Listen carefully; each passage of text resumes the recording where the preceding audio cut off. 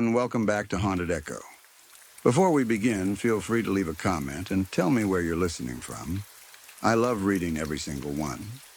If you enjoy haunting echoes that linger in the darkness, don't forget to like the video and subscribe to the channel. Turn on notifications so you never miss a new story. Now, get comfortable, dim the lights if you dare, relax your mind, let the outside world fade away, and let's begin. Story 1. When I was 12 years old, I believed in fairies. I do not mean the pretty little fairies from cartoons, the ones with soft wings, shining dresses, and sweet voices. I believed in the other kind. The kind old people whisper about when the house is quiet and the trees outside are moving even though there is no wind. Small things with gray skin, tiny black eyes, thin arms, and sharp teeth that were never made for smiling. Back then, I was sure they were real. By the time I turned 18, I had grown out of that belief. At least, I thought I had. Life became too loud and too full for old fears. College, work, bills, friends, love, marriage, and everything else that comes with becoming an adult pushed those childhood thoughts into a dark corner of my mind. I forgot about them so completely that if someone had asked me about fairies, I probably would have laughed. Years later, I found myself thinking about strange things again. I was living in New York, in a small apartment that always felt too warm in summer and too cold in winter. I had not traveled far from it in a long time. My world had become small without me noticing. I went to work, came home, cooked dinner, watched shows, slept beside my husband, and woke up the next day to do it all again. His name was Leo. He was 36 years old, a science graduate, and a university professor. He had light brown hair, dark eyes, a thick body, and a beard he almost never shaved properly. He looked like a normal man with a normal life. The kind of man who believed in facts, not feelings, and certainly not ghosts, fairies, or monsters hiding in lakes. I met him at one of my friend's graduation parties. My friend had a son who had once been in Leo's class, and somehow, among all those people, Leo and I ended up talking near the kitchen for most of the night. I still remember how easy it felt. He made me laugh, and I made him listen. By the end of the evening, I felt like I had known him for years. It was love at first sight. At least for me, it was. After 5 years of marriage, I used to tell myself I was one of the happiest women in the world. I had a husband who was educated, kind, and respected. We had built a quiet life together. It was not perfect, but it was ours. Then, little by little, things started to change. Leo began coming home later than usual. At first, I told myself it was work. Professors always had something to do. Papers to grade, meetings to attend, students to guide, lectures to prepare, but the late nights became more common. His answers became shorter. His phone stayed face down on the table. He smiled less when he walked through the door.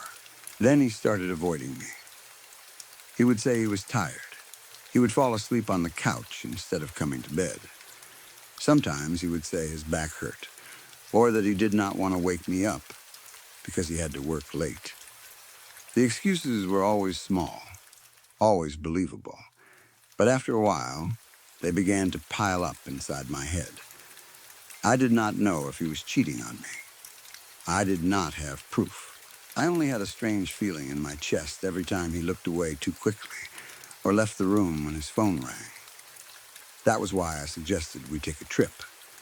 I said we needed fresh air. He agreed faster than I expected.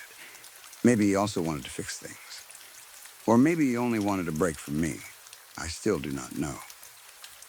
We chose a small town called Hellborn. The name alone was enough to catch my attention.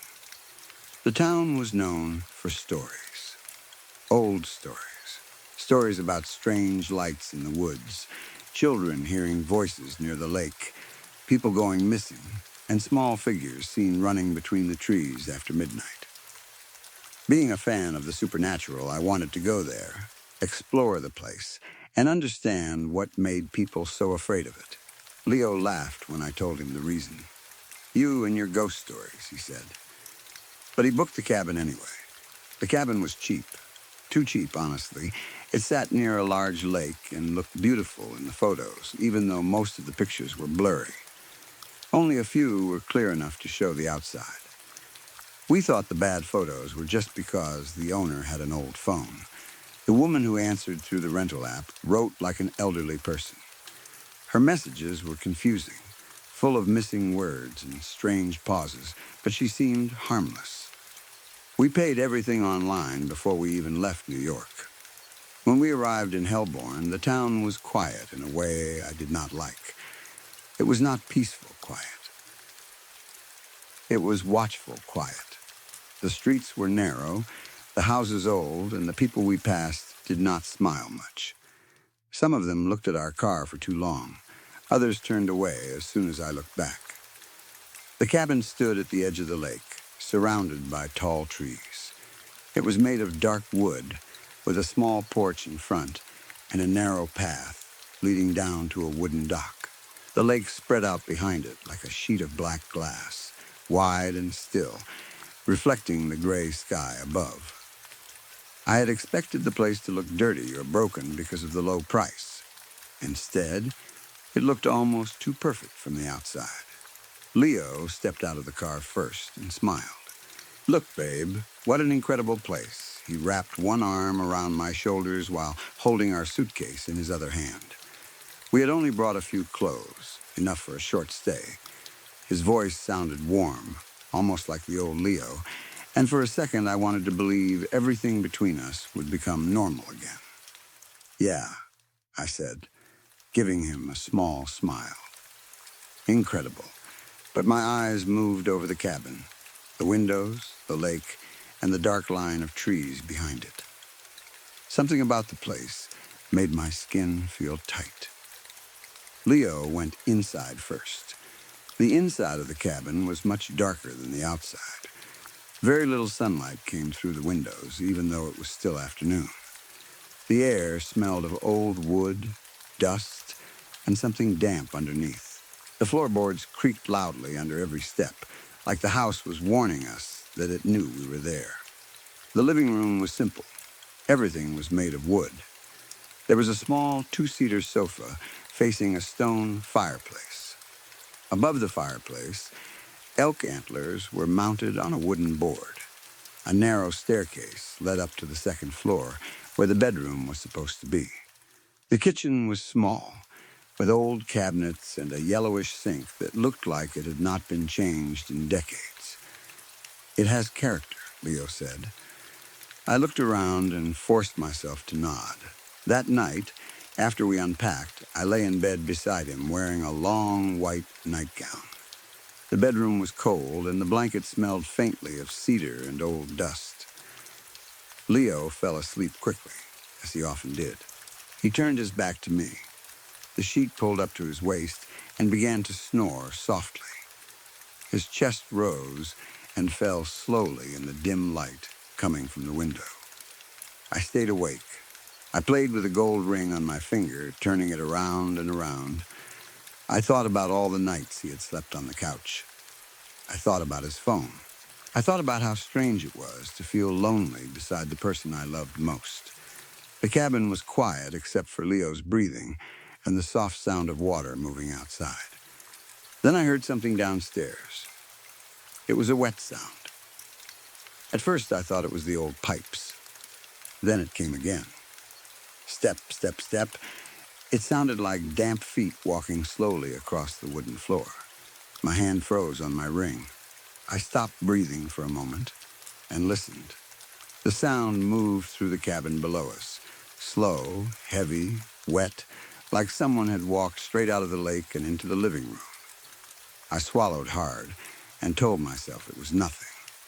It was probably the wind, or the house settling. Or maybe I was just tired from the drive. People hear strange things when they are tired. I knew that. Leo would have said the same thing if I woke him. So I did not wake him. I turned my back to the open bedroom door and squeezed my eyes shut. For a long time, I listened to the silence, waiting for the sound to come again. It did not. The next morning, the cabin looked a little less frightening in daylight. The lake shone under the pale sun, and mist floated over the water like torn white cloth. I made breakfast while Leo stood near the door with a fishing rod he had found in the closet. "I'm going to try fishing," he said. "Want to come?" I was still tired, and my head felt heavy from the poor sleep. "No," I said. "I think I'll stay here for a bit." He looked at me for a moment, then pressed his lips together. He did not ask again. He simply walked out, closing the door behind him.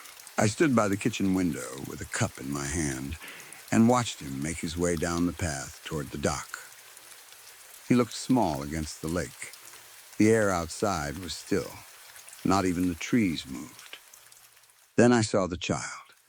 She was walking behind him. She looked like a little girl with blonde hair and a red dress. She was barefoot. Her skin looked too pale, almost gray in the morning light. She moved quietly, following Leo down the path, her arms hanging at her sides. My breath caught in my throat. "What the?" I whispered. I leaned closer to the window, narrowing my eyes. Leo did not seem to notice her. He sat on the edge of the wooden dock and prepared his fishing line. The girl stopped behind him. For 1 second, she stood there completely still. Then, she pushed him.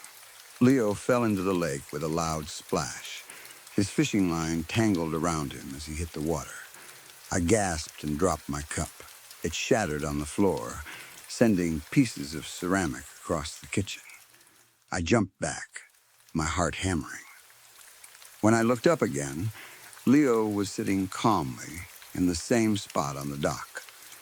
There was no girl. There was no splash. He was dry, holding the fishing rod, looking out over the water as if nothing had happened. I blinked several times, trying to understand what I had seen. My hands were shaking. Broken pieces of the cup lay around my feet, and coffee spread slowly across the floor. I told myself I had imagined it. Maybe the bad sleep had done something to me. Maybe the stress with Leo, the long drive, the strange cabin, and the stories about Hellborn had all mixed together in my mind. It was easier to believe I was tired than to believe a child had appeared from nowhere and pushed my husband into a lake. Later that evening, Leo came back with one small fish. He seemed proud of it, smiling in a way I had not seen in weeks. "For dinner," he said. He cleaned it outside, then baked it in the small oven. He seasoned it with greens and poured sauce over it. When he placed it in the middle of the table, it actually looked good. The skin had a golden crust, and the smell filled the kitchen. For a while, we sat across from each other like a normal couple on vacation. Leo talked about the lake. I nodded. I tried to forget what I had seen that morning. I tried not to look out the window. Just as I lifted my fork, a sharp pain spread through my head. It came suddenly, like something had pressed its fingers into my skull. My stomach turned. A wave of nausea rose up my throat, and I pushed my chair back. "Are you okay?" Leo asked. "I just need the bathroom," I said. I walked quickly down the short hallway and shut the bathroom door behind me. The room was small and old, with a yellowish sink, cracked tiles, and a mirror spotted with age. I gripped the edge of the sink and tried to breathe through the sickness. The light above me flickered. For a moment, I thought I heard whispers inside the walls. I lifted my head and looked into the mirror. The face staring back at me was not mine. It was dark and twisted, like my reflection had been pulled underwater and left there to rot. The eyes were too small. The mouth was too wide. The skin looked gray and stretched tight over sharp bones. I screamed and reached for the doorknob, but my fingers slipped. The room spun around me. My knees gave out, and I fell hard onto the floor. Everything went black. When I opened my eyes, I was still in the bathroom. The yellow light above me flickered again and again. The air felt colder than before. The silence was so deep it pressed against my ears. My face stung. My hands burned. When I looked down, I saw that they were covered in a brownish liquid. It was thick and wet, smeared over my palms and under my nails. For a few seconds, I could not move. Then, I forced myself up and stumbled out of the bathroom. The living room was empty. The fish still sat on the table, untouched. Leo's chair was pushed back slightly, as if he had stood up in a hurry. His plate was clean. His glass was full. The fork lay beside it. "Leo?" I called. No answer. I walked through the cabin, breathing hard. I checked the kitchen, the living room, the bedroom upstairs, the closet, the porch. He was nowhere. The house felt larger than it had before, full of shadows and small sounds I could not place. "Leo." I shouted again. Still nothing. Then something made me look outside. I walked to the front window and stared toward the lake. At first, I did not understand what I was seeing. Something was moving near the dock. It was tall, much taller than any person should be. Its body was dark and thin, but its head was large and deformed, shaped almost like a fish. Its skin looked slick, as if it had just crawled out of deep water. Long arms hung from its body, and in one of its hands it was dragging something across the ground. No, not something. Someone. Leo. His body hung limp as the creature pulled him toward the lake. His head rolled to one side. One of his arms dragged through the mud. His shirt was dark with water or blood. I could not tell which. A sound came out of me, but it did not feel like my own voice. I ran to the door. I grabbed the handle and pulled. It did not open. I pulled harder. The door stayed shut. I twisted the lock, slammed my shoulder against it, screamed, begged, and kicked, but it would not move. It was as if the door had become part of the wall. Outside, the creature kept dragging Leo closer to the water.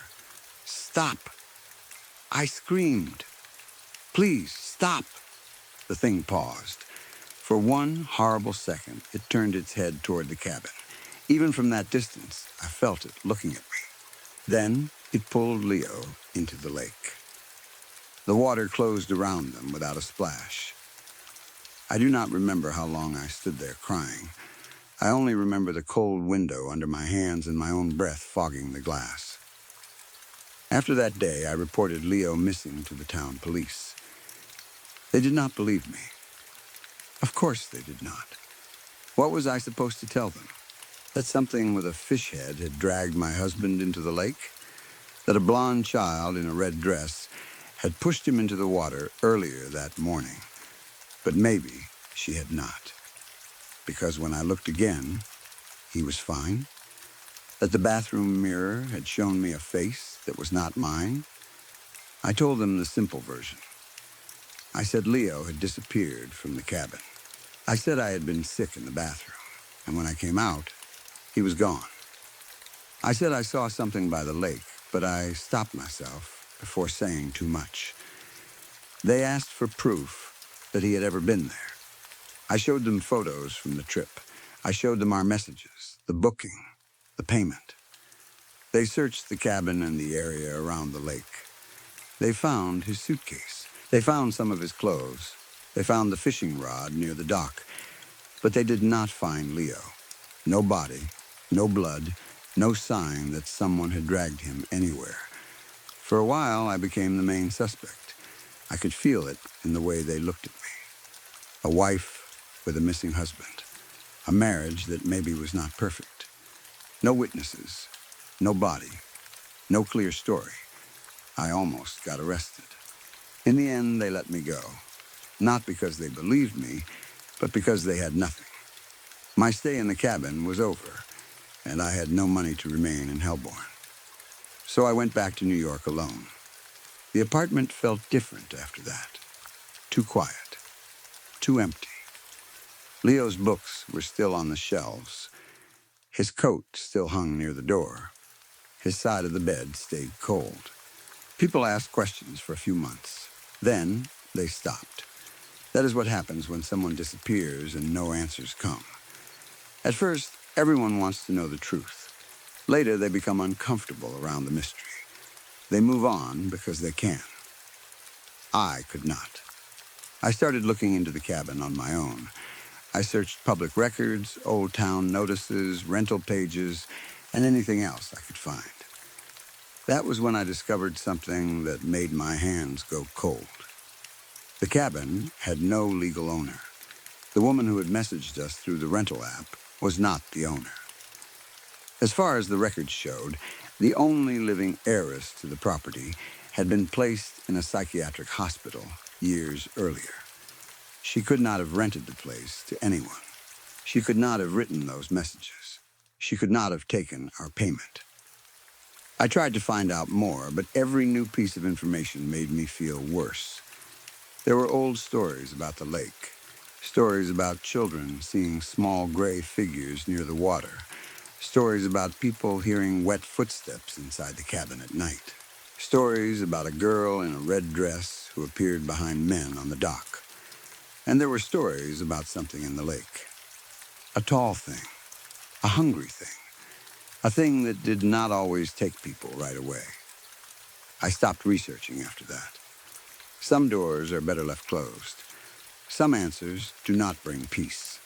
They only make the dark corners of your room feel deeper. It has been almost 10 years since Leo died. I say died because I know he is dead, even if the police never found his body. I saw what took him. I saw where it dragged him. I know he did not run away. I know he did not leave me. But sometimes, late at night, when my apartment is quiet and the city outside becomes only a soft hum, I hear something in the hallway. A wet sound. Step, step, step. And when I close my eyes, I am 12 years old again, believing in small gray things with tiny eyes and sharp teeth. Only now, I know they are not the worst things hiding in the dark. Story 2. I had always believed that bad luck followed me around like a shadow. Even when things were going well, I expected something to go wrong sooner or later. But there was one period in my life that changed the way I understood misfortune.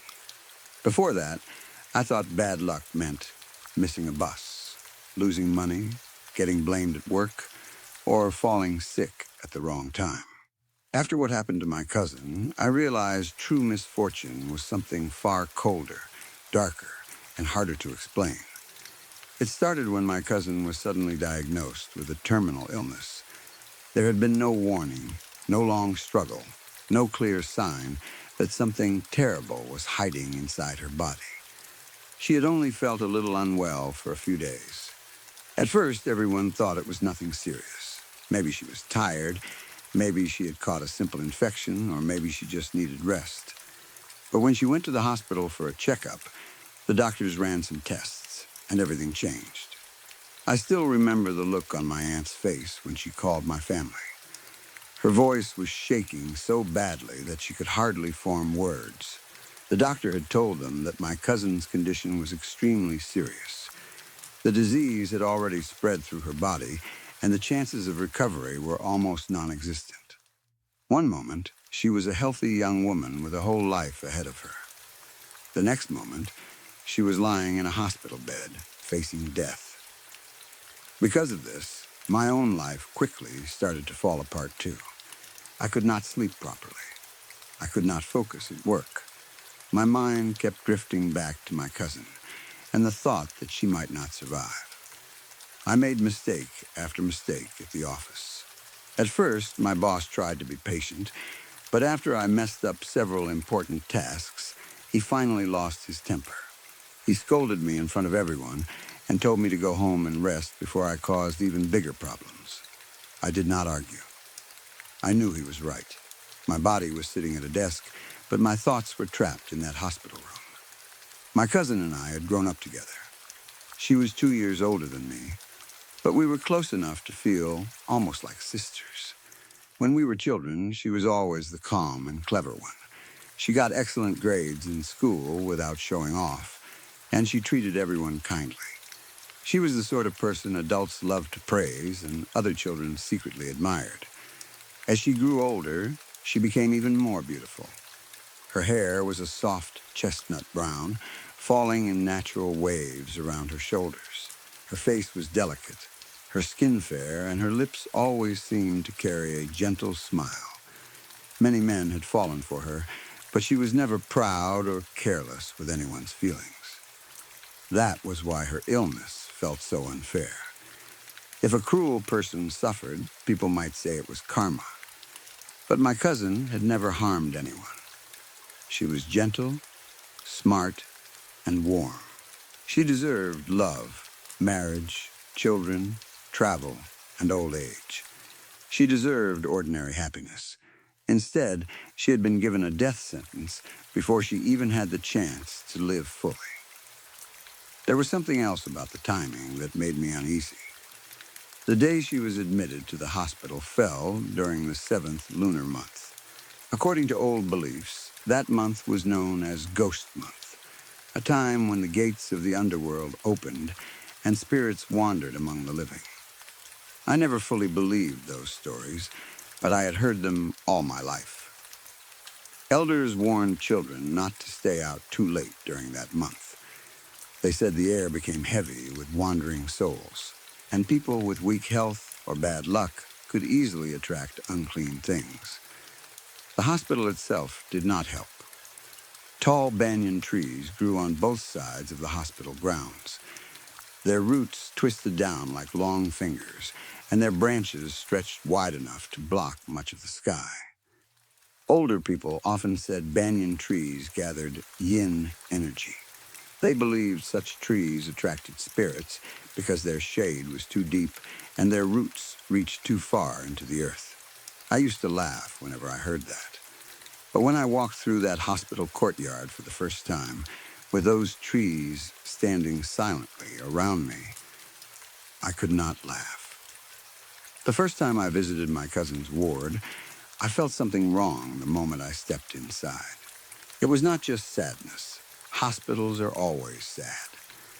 It was something colder than that. The lights were on and there were people in the room, but the whole ward still felt dim. The air seemed heavy, as if an invisible weight had settled over every bed. I took one step in and felt a chill crawl across my skin. My chest tightened. For a few seconds, I found it hard to breathe. My cousin lay on the bed near the corner of the room. In only a few days, she had changed so much that I almost did not recognize her.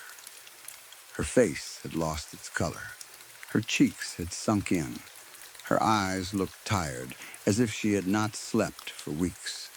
The lively, beautiful woman I knew seemed to have faded into a thin shadow of herself. I stood there staring at her, and without realizing it, I rubbed my arms. Goosebumps had risen all over my skin. I had always been more sensitive than most people. I could not see ghosts or anything like that. I had never seen a white figure standing in a hallway or a face staring through a window. But sometimes I could feel things. I could walk into a place and know that something was not right. I could sense a cold presence in empty rooms or feel the air change around certain people. I never talked about it much because I did not want others to think I was strange. Still, that day in the ward, the feeling was so strong that I could not ignore it. There were several elderly women in the same ward, most of them in their 70s or 80s. They were talking, laughing, and sharing snacks with one another. They seemed comfortable, as if nothing unusual was happening. But I felt uneasy the whole time. I kept glancing at the shadows in the corners. I kept feeling as if someone was watching from behind me, even though there was no one there. Before I left that day, I squeezed my cousin's hand and told her to rest well. The moment my fingers touched her palm, I froze. Her hand was ice cold. It was not the normal coolness of someone who had been lying still for a while. It was the coldness of stone, the coldness of something that had no warmth left inside it. I held her hand for only a second, but that second was enough to make my heart sink. I forced myself to smile, told her I would come again the next day, and walked out of the ward with my legs feeling weak. The next day, I brought a bundle of mugwort with me. When I was little, my grandmother often told me that mugwort could drive away evil spirits. She would hang it near doors during certain festivals and place it near sick family members. Back then, I thought it was just an old superstition. But after what I felt in that ward, I wanted something, anything, that might make me feel safer. Even if it did nothing, holding it in my hand gave me a little comfort. My cousin's condition did not improve. Her bed was placed in the gloomiest corner of the ward, where sunlight almost never reached. Right above her was the central air conditioning vent, blowing cold air down on her all day. Every time I sat beside her, I felt as if that corner belonged to winter, while the rest of the hospital remained in summer. She became weaker day by day. Her voice grew softer. Her fingers became thinner. Sometimes when she spoke, she had to pause and gather strength between words. Then chemotherapy began. The doctors said they had to fight poison with poison. The treatment was brutal. Chemicals were pumped into her body, and each session seemed to drain another piece of life from her. She vomited constantly. She developed high fevers. She could not sleep. She heard ringing sounds in her ears. Her whole body hurt. Some days, she could not even keep water down. My aunt and uncle stayed by her side as much as they could, but they were aging, and the strain was destroying them too. One night, they were both exhausted. Their eyes were red, their faces pale, and they looked like they might collapse at any moment. I told them to go home and rest. I promised I would stay with my cousin and watch over her through the night. At first, my aunt refused, but after I insisted several times, she finally agreed. Before leaving, she adjusted my cousin's blanket again and again, as if that small act could protect her from death. The IV drip continued until around 1 in the morning. My cousin had fallen asleep long before that. Her breathing was shallow but steady. The other patients in the ward were asleep too. The lights had been dimmed, and the whole room was wrapped in the strange silence that only hospitals have at night. It was not peaceful silence. It was a silence filled with sickness, waiting, and fear. I curled up on the accompanying chair beside my cousin's bed. The chair was hard and narrow, but I was too tired to care. I wrapped my arms around myself and slowly drifted off. I do not know how long I slept. At some point, I heard faint mumbling. It sounded like someone talking in their sleep. The voice was low and unclear, like words being spoken underwater. My eyes opened slowly. For a moment, I forgot where I was. Then I saw the dim hospital lights, the hanging IV bag, and my cousin lying under the blanket. The ward was deathly quiet. I turned my head toward my cousin's bed, and all the sleep vanished from my body. A man was sitting on the edge of her bed. His back was facing me. He was completely still, so still that he did not look alive. He wore black from head to toe, and his long hair hung down behind him. His posture was stiff, almost unnatural, like a corpse that had been placed upright by invisible hands. At first, my mind could not understand what I was seeing. I thought maybe it was a relative from another bed. Maybe someone had come in quietly. But deep down, I knew that was not true. My heart began to pound so hard that it hurt. Cold sweat broke out across my back. I wanted to move, but my body would not obey me. I wanted to ask who he was, but my throat felt sealed shut. I could only stare. Then, the man slowly turned his head. He did not turn his whole body. Only his head moved, slowly twisting toward me. When I saw his face, terror shot through me so violently that my scalp seemed to burn. His face was terribly pale.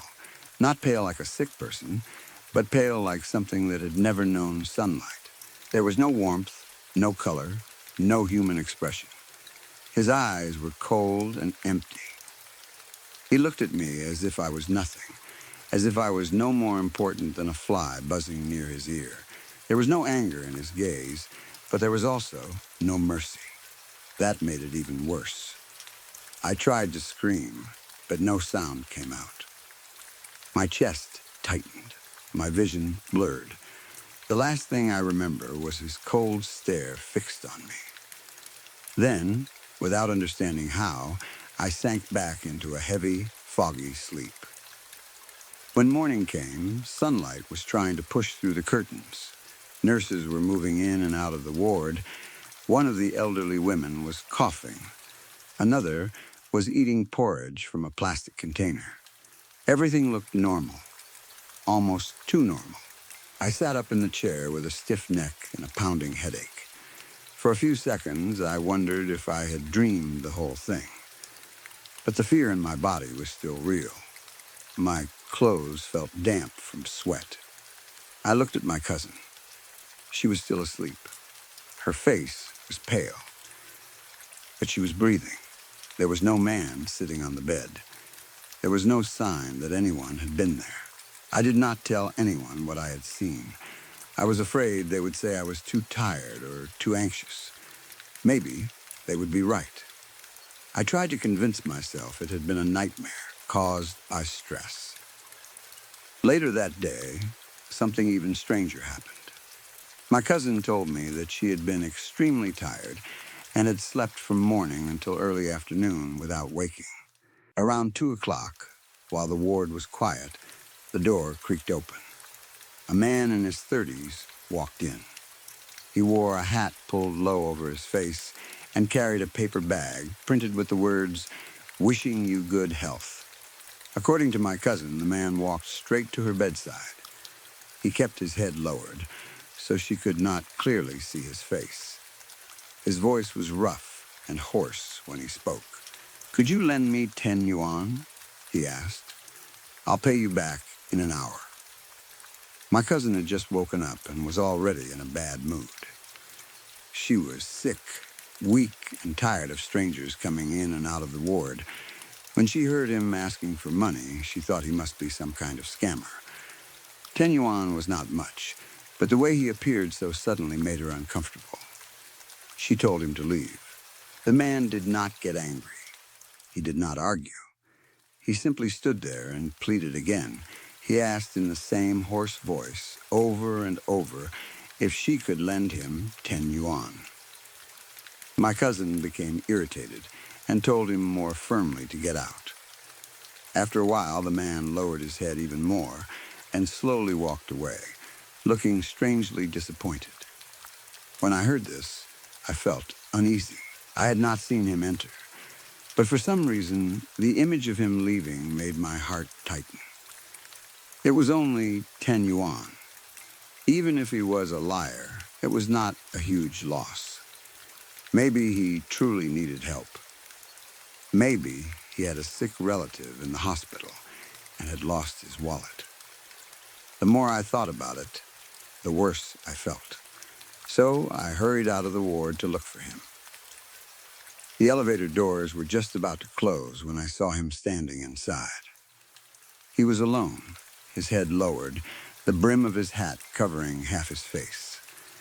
I quickly stepped into the elevator before the doors shut. For a moment, neither of us spoke. The elevator hummed softly as it began to move downward. I pulled 10 yuan from my wallet and held it toward him. "Here," I said. "Take it." The man slowly reached out and accepted the money.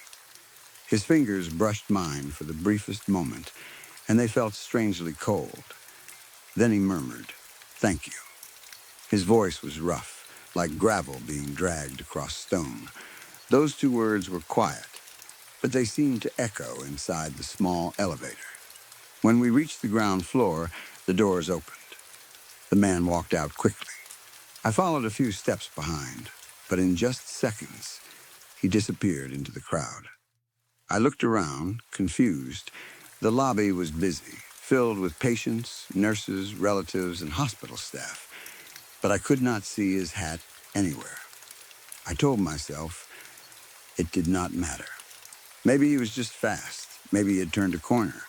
Maybe he had gone to buy food or medicine. I brushed it off and returned to the ward. The moment I stepped through the door, one of the elderly women in the bed next to my cousin's looked up from her newspaper. "Young lady," she said, "where did you run off to just now?" "I lent some money to a man," I replied casually. The old woman frowned. "What man?" "The man with the hat," I said. "He came in earlier and asked my cousin to lend him 10 yuan. The old woman stared at me. Then the color drained from her face. "There was no man," she said quietly. I forced a laugh, but it sounded fake even to my own ears. "Maybe you didn't notice him." She shook her head firmly. "I've been sitting here reading the newspaper the entire time. I saw the ward door open by itself, but no one came in." Her words made my skin turn cold. I looked at my cousin. She was lying with her eyes closed. For a moment, I wanted to wake her and ask her to confirm what had happened, but something stopped me. The old woman's expression was too serious. She was not joking. She looked frightened. I told myself that maybe her eyesight was poor. She was old, after all. Maybe she had looked down at her newspaper at the wrong moment. Maybe the man had moved too quickly. There had to be a normal explanation. But my heart no longer believed that. 1 hour passed. The man did not return. By then, I had almost convinced myself that he had tricked me. 10 yuan was not much, but it annoyed me that I had been foolish enough to chase after him. I turned to my cousin and said, "Did that man who borrowed money ever come back?" She opened her eyes and looked at me blankly. "What man?" she asked. "The man who came earlier," I said. "The one wearing a hat. He asked you for 10 yuan. My cousin frowned. "I don't know what you're talking about." I thought she was joking at first. "You told me about him. You said he came to your bed and asked to borrow money." She shook her head slowly. "I slept the whole time. I never woke up. The room seemed to tilt around me. All the blood in my body turned cold. I stared at her, waiting for her to laugh or say she was teasing me. But she looked genuinely confused. She remembered nothing. Not the door opening, not the man, not the paper bag, not the request for 10 yuan. I could not speak. My mouth had gone dry. If my cousin had never woken up, then who had told me about the man? And if the elderly woman had seen the door open but no one enter, then who had walked into that ward? That night, I kept thinking about the pale man I had seen sitting on my cousin's bed. I remembered his long black hair, his stiff back, and those lifeless eyes. Then I remembered the man in the hat, his cold fingers, and his hoarse "thank you" in the elevator. I did not know whether they were connected, but deep inside, I felt that they were. After that day, I became even more afraid of the ward. Every time I visited, I brought mugwort with me. I placed it near my cousin's pillow or kept it in my bag. I avoided looking too long at the corner shadows. I tried not to visit after dark. But there was no escaping the fear that had settled in my heart. Then, about a month later, something impossible happened. My cousin began to improve. At first, the doctors thought it was a small, temporary change. Her fever went down. Her appetite returned a little. Her pain became easier to control. Everyone was careful not to hope too much. We had already been told there was almost no chance. No one wanted to believe in a miracle and then have it taken away. But the improvement continued. Her blood tests looked better. Her strength slowly returned. The terrible symptoms from treatment became less severe. Then the doctors found that the tumors inside her body had begun to shrink. The ones that had spread so aggressively were fading little by little, as if something unseen was pulling them away from her. The doctors were stunned. They ordered more tests. Then they ordered even more. They checked the reports again and again, searching for a mistake. But the results stayed the same. Her body was healing in a way they could not explain. Finally, they called it an unexplained medical miracle. My aunt cried until she could barely stand. My uncle, who had always been a quiet man, covered his face and wept like a child. Relatives came to the hospital carrying fruit, flowers, and gifts. Everyone said my cousin was blessed. Everyone said heaven had shown mercy. On the day she was discharged, the whole family was filled with joy. Everyone except me. Of course, I was happy she had survived. I loved her, and I had prayed for her recovery every day. But while the others laughed and cried with relief, my mind kept drifting back to that night in the ward. I saw again the pale man sitting beside her bed. I heard again the stranger's hoarse voice in the elevator. I remembered the 10 yuan note leaving my hand and his cold fingers touching mine. Something had happened in that hospital. I knew it. I just did not understand what. Sometime later, I returned to my hometown and visited an elderly man who was known for understanding old folk stories and supernatural matters. People often went to him when they had strange dreams, unlucky events, or unexplained encounters. I was not sure whether he would believe me, but I needed answers. I told him everything from the beginning. I told him about my cousin's sudden illness, the ghost month, the banyan trees around the hospital, the cold feeling in the ward, the man in black sitting on the bed, and the stranger who asked for 10 yuan. I told him about the elderly woman who saw the door open by itself, and my cousin who later remembered nothing. I told him about the miracle recovery that followed. The old man listened without interrupting. His face remained serious the whole time. When I finished, he sat silently for a long while. Then he sighed deeply. He was not borrowing money, the old man said. I felt my chest tighten. Then, what was he doing? He was borrowing life. The words made my hands go numb.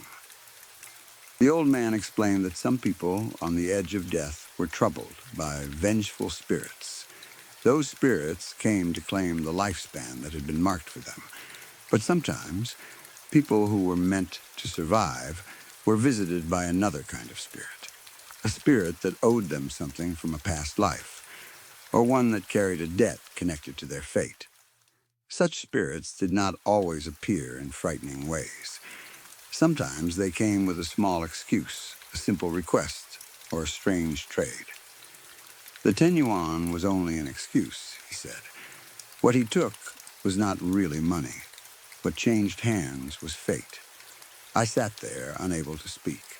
The old man looked toward the doorway, as if watching something I could not see. Then he added in a lower voice, "The life debt your cousin owed, or the life debt someone owed her, has been settled." I asked him who the man might have been. I asked whether the pale figure sitting on her bed was a ghost trying to take her life. I asked whether I had done the right thing by giving the money. The old man did not give me clear answers. He only told me not to think about it too much and not to speak of it carelessly. Some things, he said, belong to the space between life and death, and living people should not dig too deeply into them. Years have passed since then, but I have never forgotten what happened. My cousin recovered and went on with her life. To the doctors, her survival remains a rare medical mystery. To my family, it is a blessing. To me, it is something much darker and stranger. I still do not know who the man in the hat was. I do not know whether he was a spirit, a messenger, or someone repaying a debt from a life none of us can remember. I also do not know what that pale man in black was doing at my cousin's bedside that night, or why he looked at me with such cold, empty eyes. But I know one thing. That 10 yuan was not ordinary money. Sometimes, when I am alone late at night, I can still hear the stranger's voice from the elevator. It was rough, low, and almost lifeless, but the words were clear. Thank you. Whenever I remember that voice, a chill moves through me. Because deep inside, I feel that the money was repaid long ago. Not with cash, not with anything a living person could hold, but with something far heavier, a life. Story 3. My boyfriend, Leo, was the kind of boy every girl in our school noticed. He had that easy smile that made people feel like he was listening only to them. He was tall, clean, and confident, without acting like he knew it. Teachers liked him because he was polite. Other boys liked him because he was good at sports and never seemed to try too hard. Girls liked him because he had soft brown eyes, messy hair, and a laugh that sounded warm even from across the hallway. For a long time, I liked him from far away. I would see him by his locker in the morning, leaning against it with his backpack hanging from one shoulder. I would pretend to look for something in my bag just so I could glance at him without making it obvious. Sometimes he would walk past me and say, "Hey, Maya," like it was nothing. But to me, those two words stayed in my head for the rest of the day. Back then, I thought having a crush was the most painful thing in the world. I thought the worst thing that could happen was being laughed at. I had no idea how wrong I was. One Friday afternoon, after weeks of pushing the thought away and then coming back to it again, I finally wrote him a note. It was childish, but I was too nervous to say the words out loud. My hands shook so badly that my handwriting looked worse than usual. "I like you. Do you like me?" That was all I wrote. I folded the paper 3 times, held it in my sweaty palm, and waited until the hallway was almost empty. Then I slipped it through the little vent in Leo's locker and hurried away before anyone could see me. The rest of the day, I could barely breathe. In class, I did not hear anything my teachers said. At lunch, my friends asked me why I was so quiet, and I just shrugged. My stomach twisted every time I imagined Leo opening his locker and finding that note. I pictured him smiling. I pictured him frowning. I pictured him showing it to his friends while they all laughed. By the final bell, I was ready to disappear. I was near the front doors when someone called my name. Maya. I turned around, and there he was. Leo stood a few feet away from me, holding my note between 2 fingers. My heart dropped so hard I thought I might faint. For a second, he did not say anything. He just looked at me. Then his face broke into the brightest smile I had ever seen. "Yes," he said. That was it. Just one word. But it made my whole body feel light. I remember smiling so hard my cheeks hurt. I remember him walking me outside. I remember how careful he was when he took my hand, like he was afraid I might pull away. I remember thinking that nothing in my life would ever feel better than that moment. For the first few months, everything was perfect. We became one of those couples people talk about in high school, the kind everyone notices in the hallway, the kind people either smile at or roll their eyes at, because they are always together. Leo walked me to every class, even when it meant he was almost late to his own. He carried my books without me asking. He waited for me after school, and when he dropped me home, he texted me before he even left my street. At first, I thought it was sweet. He wanted to know when I got home safely. He wanted to know what I was eating. He wanted to know what I was watching. He wanted to hear my voice before I went to sleep. He told me he loved the sound of my breathing when I was tired. He said it made him feel close to me. My friends thought it was romantic. "You're so lucky," they said. And for a while, I believed them. Leo made me feel chosen. He made me feel like I was the center of his whole world. If I was sad, he noticed before I even said anything. If I was cold, he gave me his jacket. If someone looked at me for too long, he moved closer and put his arm around me. I told myself that was love. I told myself that was what it meant to belong to someone. But slowly, something began to change. It was not one big thing at first. It was small. So small that I kept making excuses for it. The first thing was the staring. We would be sitting on his couch after school, watching a movie in his living room, and I would feel something strange on my skin. It was like a cold finger moving slowly up the back of my neck. I would turn my head, expecting to find the window open or the room dark. But it was always Leo. He would not be watching the movie. He would be looking at me, not smiling, not blinking, not even looking happy, just staring. His face would be completely still, like a mask. His eyes would be wide and empty, fixed on mine, or sometimes on my mouth, or sometimes on the side of my face. He looked like he was trying to study every little part of me, like he wanted to cut the image of me into his memory. The first time it happened, I laughed nervously. "What are you doing?" I asked. He blinked, and the strange blankness disappeared so fast, I almost thought I had imagined it. His smile came back right away. "Nothing, beautiful," he said. "Just memorizing you." I laughed again because I did not know what else to do. But something in my chest tightened. After that, I caught him staring more often. At lunch, I would look up and find him watching me eat. In class, I would feel his eyes from across the room. Once, while I was talking to my friend Emily near the lockers, I turned and saw Leo standing at the end of the hallway, completely still, watching us. When I waved, he smiled and waved back, but he did not come over. He just stayed there. Then came the rules. He never called them rules, of course. He called them little things, small things, things that made him happy. He asked me not to wear perfume anymore. I thought he was joking at first. I had worn the same vanilla perfume since freshman year. It was cheap, but I liked it. Leo had never complained before. But one morning, when he hugged me near my locker, his face changed. His nose pressed against my neck, and he breathed in deeply. Then his hands tightened around my waist. "You smell different," he said. "It's just perfume," I told him. He pulled back. His smile was still there, but his eyes were not smiling. "I don't like it," he said softly. I laughed because I thought he was being dramatic. "You don't like vanilla?" "I don't like anything covering you," he said. "It ruins your natural scent." The way he said natural scent made my skin crawl. But he looked so serious that I felt guilty for being uncomfortable. The next day, I did not wear perfume.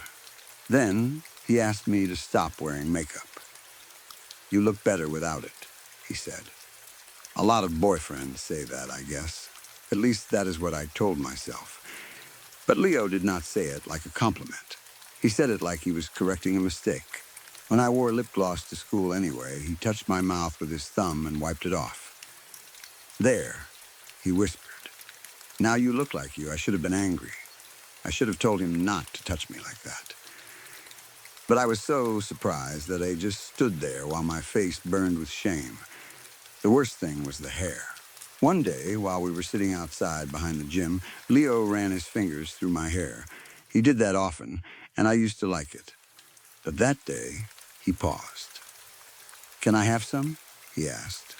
I turned to him. "Have some what?"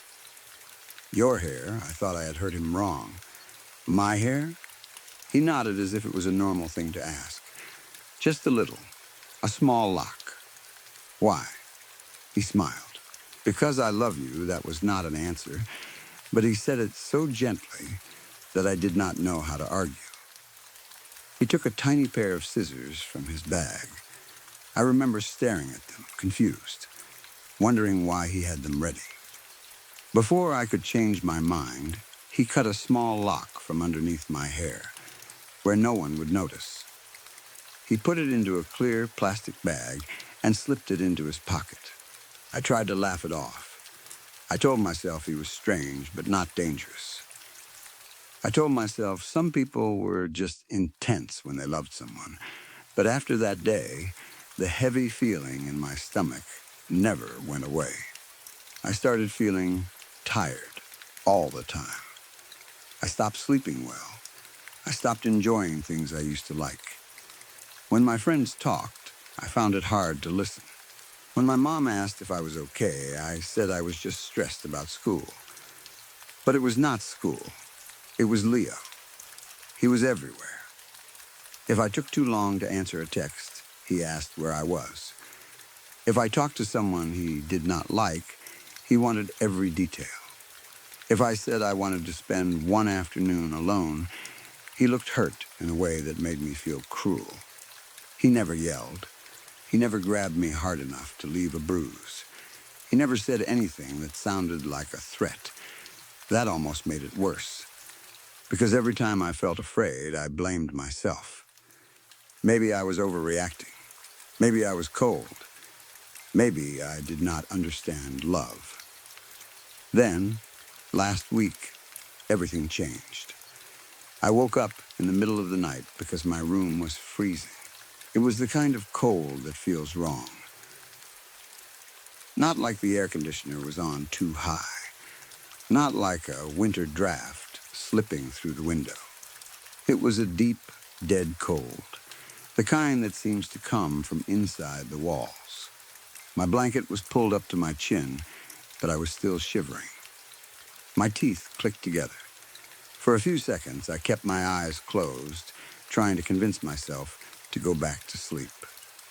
Then, I felt it, that same feeling from Leo's couch, that cold finger up the back of my neck.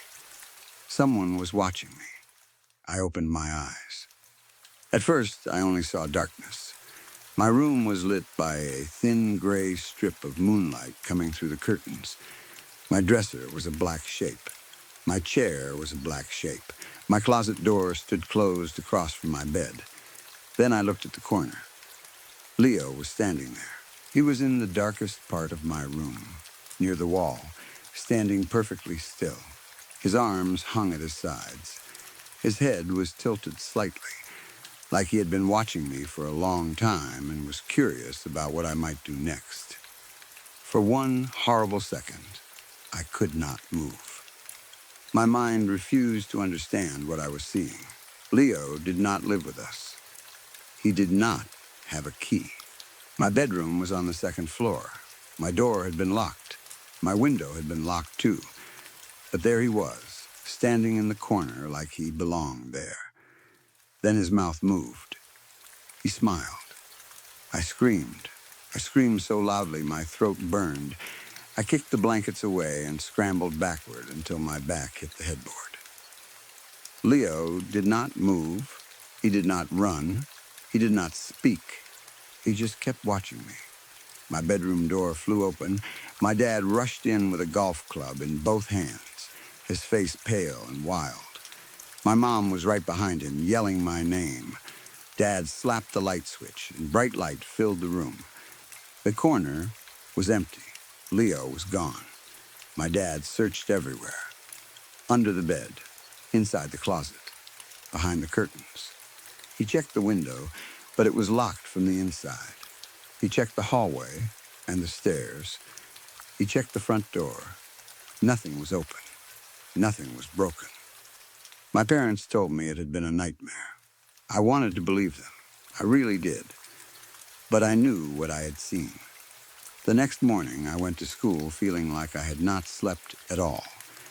My body felt heavy, like I was walking through water. Every sound was too loud. Every face looked strange. I kept expecting Leo to appear around every corner. He was waiting by my locker. "Morning, beautiful," he said. He looked normal. Clean shirt, messy hair, soft eyes, that warm smile. And I almost broke. I pulled him into an empty hallway near the science rooms. My hands were shaking so badly I had to hold them against my stomach. "Were you in my room last night?" I asked. His smile faded just a little. What? Don't do that, I said. My voice cracked. Don't act like you don't know. I saw you. He stared at me. For a second, the blankness came back. His eyes looked flat and empty, like the eyes of something pretending to be human. Then he smiled again. Maya, he said gently. You were dreaming, no? I whispered. No, I wasn't. He reached for my hand, but I pulled away. His face changed then. Not anger, exactly. Something worse. Something quiet and deep. I think we need a break, I said. The words came out before I could stop them. Once they were in the air, I felt both terrified and free. Leo did not shout. He did not beg. He did not look heartbroken. He only smiled. It was not his warm smile. It was empty, wide, almost proud. You can't leave me, Maya, he whispered. A chill ran through me. We are made for each other, he said. I made sure of it. I ran. I did not go to class. I did not stop at my locker. I ran out of the school and all the way home with tears blurring my eyes. My chest hurt. My legs shook. I locked the front door behind me, ran upstairs, and locked myself in my room. For a while, I just sat on the floor with my back against the door. I kept hearing his words. I made sure of it. I did not understand what that meant, but I knew I was afraid of finding out. I tried calling my mom, but she did not answer. My dad was at work. The house was quiet. Too quiet. Every creak made me jump. Every shadow looked like a person standing still. I needed to do something, anything, before I lost my mind. So I started cleaning my room. It sounds stupid now, but at the time, it made sense. I needed my hands to move. I needed my mind to focus on something small and normal. I picked up clothes from the floor. I threw away old papers. I straightened my desk. I changed my sheets, even though I could still feel the cold from the night before. That was when I noticed the smell. At first, it was faint, a sour, rotten smell that seemed to come and go. I thought maybe there was old food somewhere. I checked the trash.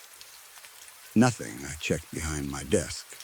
Nothing. Then I got down on my knees and smelled something stronger. It was coming from under my bed. My stomach tightened. The smell was awful up close.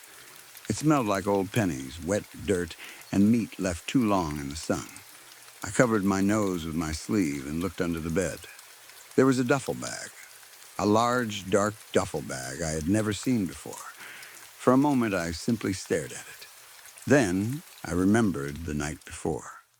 Leo in the corner, the locked window, the locked door, the way my room had felt dead and cold. My hands started shaking again. I reached under the bed and grabbed the strap. The bag was heavy, too heavy.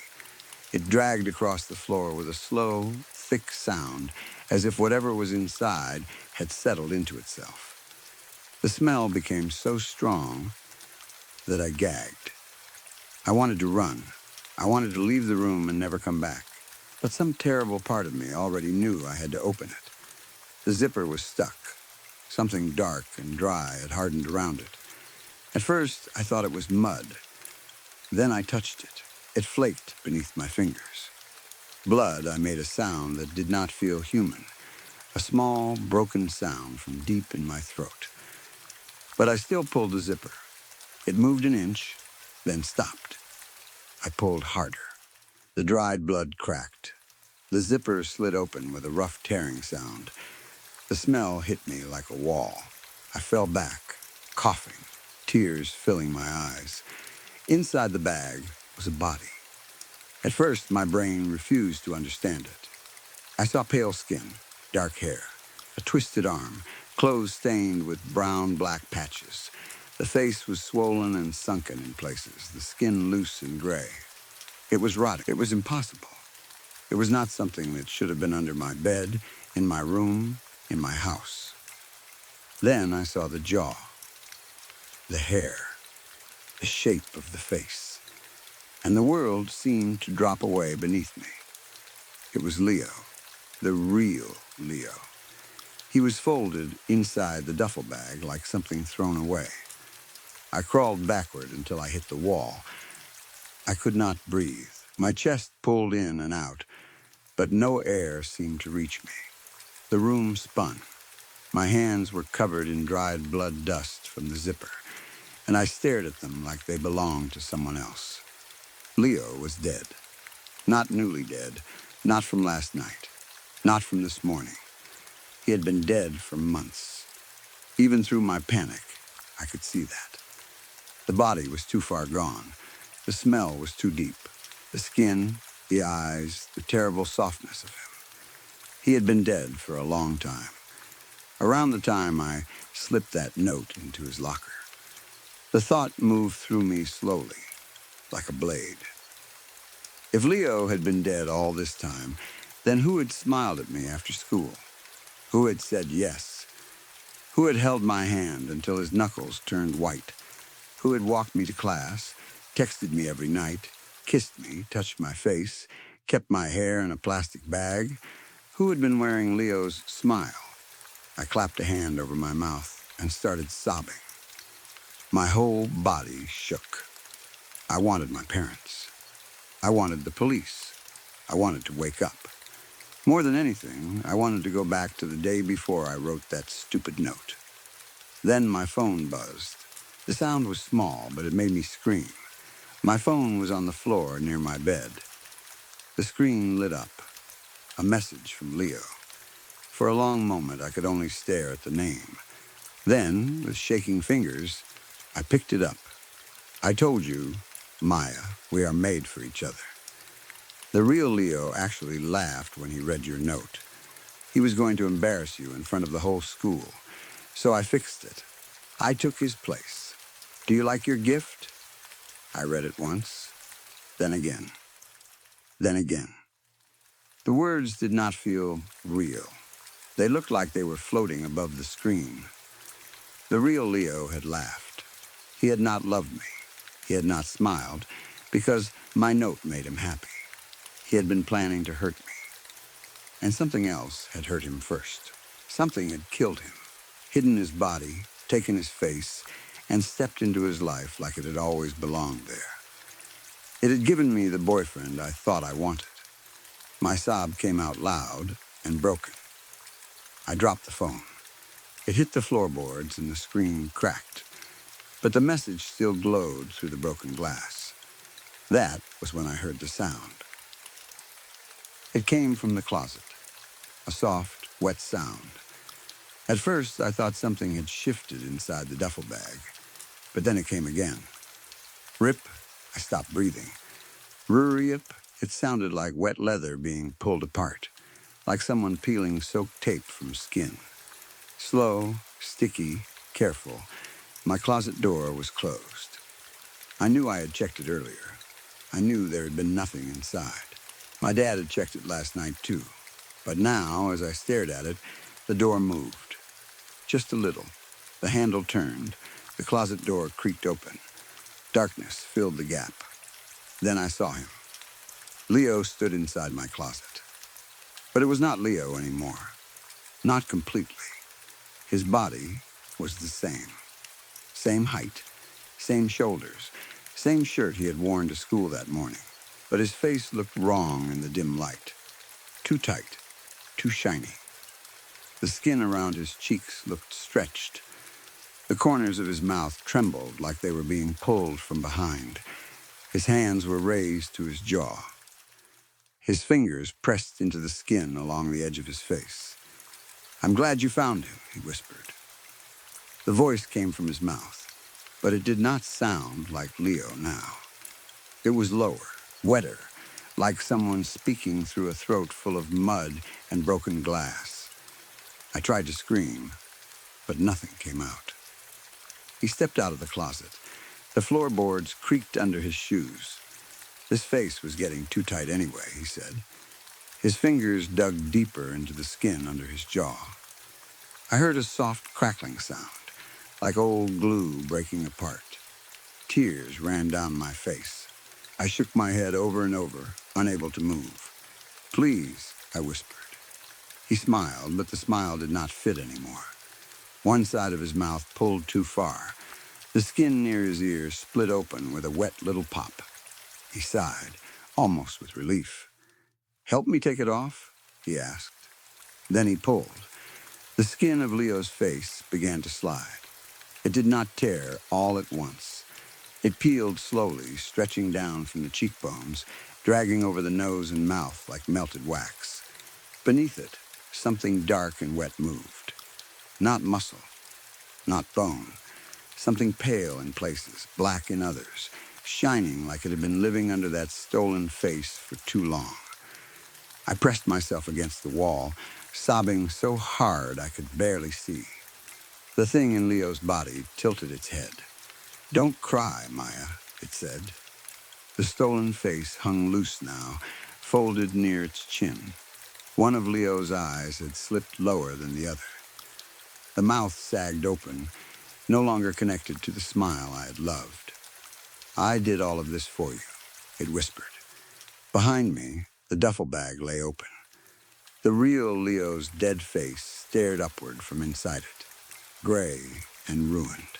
In front of me, the thing wearing his body stepped closer, peeling away the last pieces of the boy I thought I knew. And in that moment, I understood the worst part. It had not only taken Leo's place, it had been studying me, my face, my smell, my hair, my voice, my skin. It had not wanted to love me. It wanted to become something close enough for me to love back. The thing reached out one wet hand. Its fingers were too long now, the nails dark and curved, pushing through Leo's hands like they had been hiding there the whole time. You said you liked me, it whispered. I stared at the loose skin hanging from its face, at the thing underneath, at the dead boy in the bag, and I could not tell which was more horrible. The monster that had taken Leo's place, or the fact that for months I had loved it. It came closer, blocking the bedroom door. The broken phone buzzed again on the floor. Another message appeared on the cracked screen, even though its hands were reaching for me. I looked down just long enough to read it. Now it's your turn to prove we're made for each other. Then the lights went out. Story 4. It started with pictures. Any picture I took, the body was there. Any video I recorded, the body was there too. It did not matter where I was. It did not matter what time of day it was. It did not matter if I was indoors, outside in bright sunlight, or in a dark room with only one lamp glowing in the corner. Whenever I opened my camera and pressed record, or whenever I snapped a photo, the dead influencer appeared somewhere in the background. Sometimes he was on the sidewalk behind me. Sometimes he was lying on the floor across the room. Sometimes he was half hidden behind a parked car, or stretched across wet grass, or curled near a swimming pool like someone had dragged him there and left him. But he was always in the frame. At first, I told myself it had to be some kind of glitch, a filter, a bug in the phone, a prank, anything except what it really was. Because what it really was did not make sense. Dead people are not supposed to show up in your photos. Dead people are not supposed to follow you from place to place, only visible through a camera. Dead people are not supposed to rot more each day while their broken bodies crawl closer and closer to the lens. But that is what happened. You probably do not know the influencer I am talking about. Maybe you do, if you follow fitness content or spend too many hours watching workout videos online. He was not a huge star. He had followers, sure. He had sponsors here and there, protein powders, gym clothes, meal plans, that kind of thing. He posted shirtless mirror selfies, clips of himself lifting weights, motivational lines about discipline, and those short videos where people act like waking up at 4 in the morning makes them better than everyone else. He was doing okay. Not famous. Not until he died. The story was ugly from the beginning. He had been caught in bed with a married woman. Her husband came home early, or maybe she lost track of time, or maybe they were just careless. No one really knows the exact details, and the internet filled in the gaps with jokes, rumors, and angry comments. What people do know is that when the husband came into the apartment, the influencer panicked. The woman was half-dressed, trying to explain herself, and he tried to hide. He went out onto the balcony. Then he climbed over the railing and held on from the outside, pressing himself against the building so the husband would not see him. It was a fifth-floor balcony. At first, people thought it was funny. Someone from the street noticed him hanging there. Then, more people looked up. A small crowd gathered below. People pointed. People shouted. People pulled out their phones. That is how the world works now. Something happens, and before anyone asks whether they should help, someone starts recording. I was one of those people. I wish I could say I was different. I wish I could say I ran toward the building to call for help. I wish I could say I screamed for someone to get a mattress, or call the fire department, or tell the husband to back away. But I did not do any of that. I filmed. I was in the passenger seat of a car with my friend Kenzo when we saw the crowd. We had been driving around with no real plan, trying to come up with some idea for content. That was our whole life back then. Content, clips, reactions, challenges, anything that might catch people's attention for more than 3 seconds. Kenzo slammed the brakes and pulled over when he saw people looking up at the apartment building.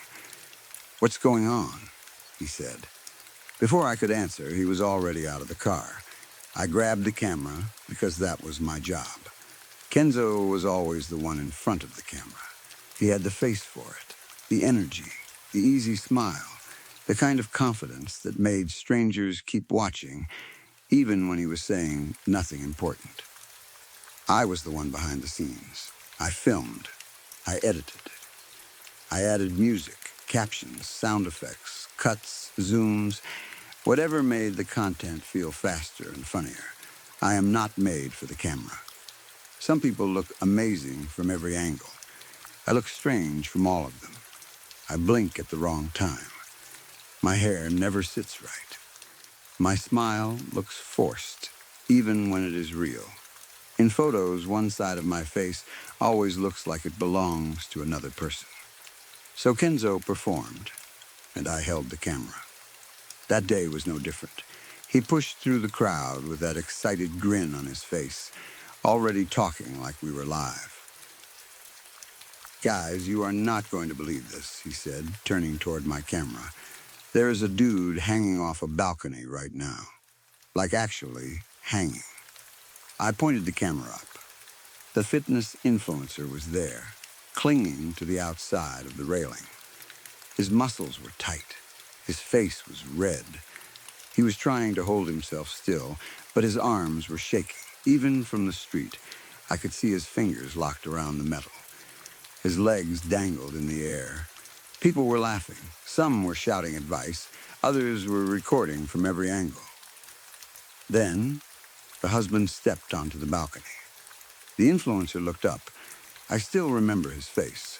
That is the part I cannot delete from my head. Not the fall, not the sound after. His face. That sudden change. 1 second he looked scared but focused. The next second he looked like his whole mind had snapped in half. His hands slipped. He fell. The crowd made this horrible sound, like everyone gasped and screamed at once. The camera in my hands shook, but I kept filming. I followed him all the way down. I caught everything.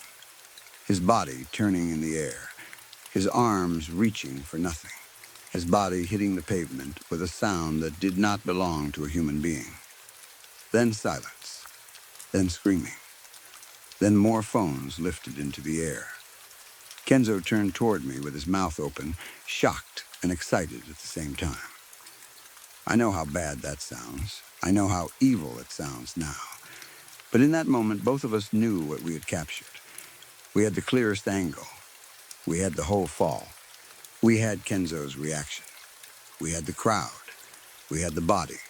We uploaded it that same day. It spread faster than anything we had ever made. For years, Kenzo and I had tried to become known online. We started our first channel in high school. At first, it was gaming clips, then reaction videos, then street interviews, then prank videos, then food challenges. We tried everything. Most of it went nowhere. A few videos got decent views, but nothing that really changed our lives. Then a man died in front of my camera, and suddenly everyone knew who we were. The original video was taken down, of course. Platforms do not usually allow videos of people dying, at least not for long. But by then, it was already everywhere. People had saved it, screen recorded it, made clips, made memes, slowed it down, zoomed in, added dramatic music. Some people were angry at us for posting it. Some people defended us and said everyone would have filmed. Some said the influencer deserved what happened because of the affair. Others said the husband was to blame for stepping outside. Others blamed the woman. Everyone had an opinion, and every opinion brought more attention to us. After the full video was removed, I uploaded a cleaner version. It showed Kenzo talking at the scene, his shocked reaction, the crowd, the balcony, but not the actual impact. That one stayed up longer. People watched it because they knew what had been cut out. They filled the missing seconds in their minds. Our subscriber count climbed like crazy. I should have felt guilty. Maybe some part of me did. But if that small voice was there, it was drowned out by the rush of notifications. New followers, new comments, messages from people asking for interviews, people begging us to post the full clip again, people calling us horrible, people calling us legends.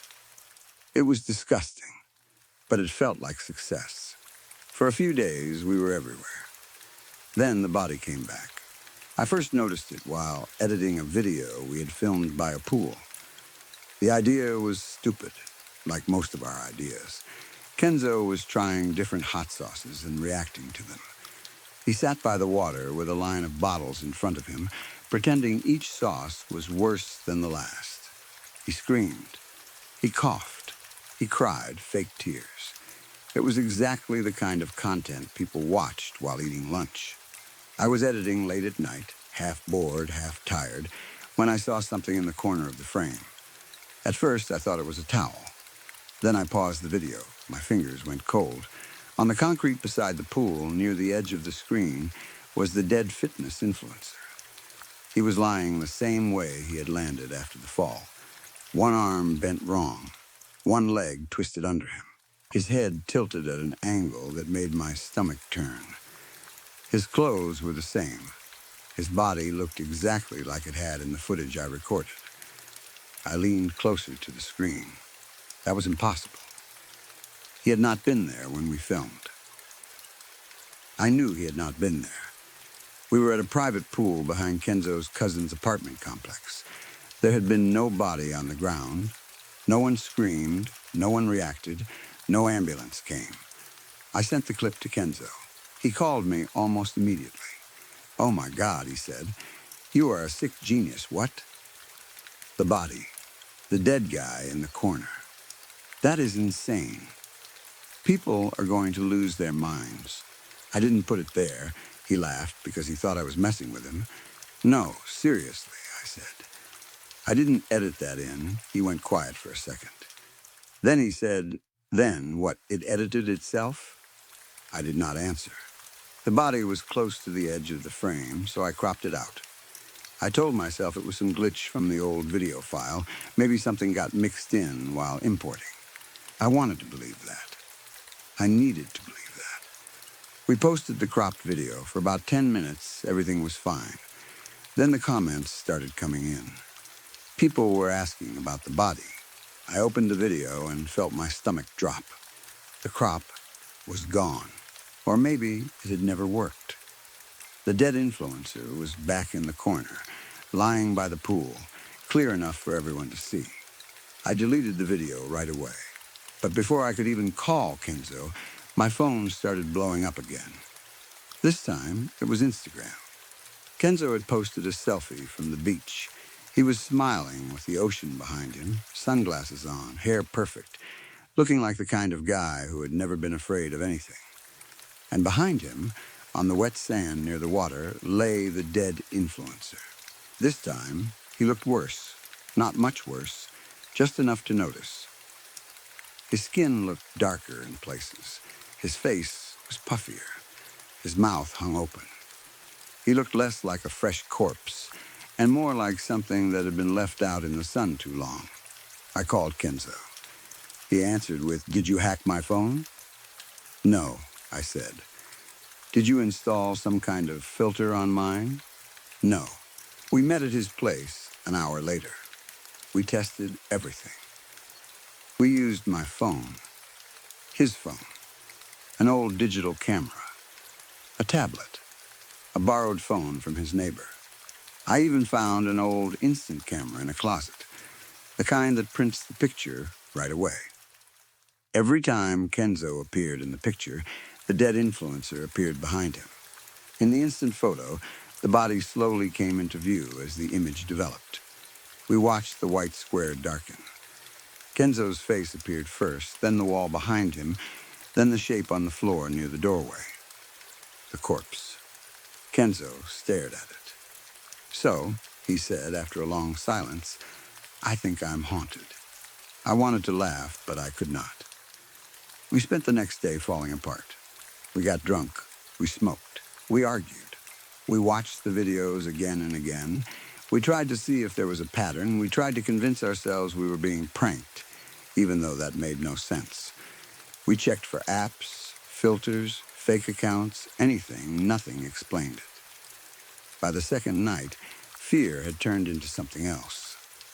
An idea. Because that is what the internet had done to us. It had trained our brains to look at everything, even terror, and ask one question. "Can we use this?" Kenzo said it first. "We should make it a series." I stared at him. He held up his hands. "Come on, think about it. A dead influencer, haunting an influencer? That's perfect. That's better than anything we could write." "It's real," I said. "That makes it better. It's a dead man. He's already dead. That does not make this okay." He looked at me like I had suddenly become boring. "Since when do you care about okay?" I hated that question because I did not have an answer. So we made the series. We called him the Decomposing Influencer. It became the biggest thing we had ever done. People went crazy for it. Every video showed Kenzo somewhere new, acting brave or joking around, while the dead influencer appeared in the background. At first, viewers thought it was edited. They praised the effects. They argued over whether the body looked too real or not real enough. Kenzo offered $1,000 to anyone who could prove it was fake. People showed up with their own cameras. They took photos of him in public. They live-streamed it. They used hashtags. They made reaction videos. They made theories. And no one could debunk it. Every camera saw the body. Kenzo leaned into it hard. He told the audience it was real. He said the dead influencer was following him because we filmed his death. He said he was not afraid. He acted like he was the star of a horror movie and the whole world was watching. In a way, he was right. Our channel grew faster than ever. We got messages from podcasts, bloggers, paranormal pages, drama channels, even brands that wanted to work with us.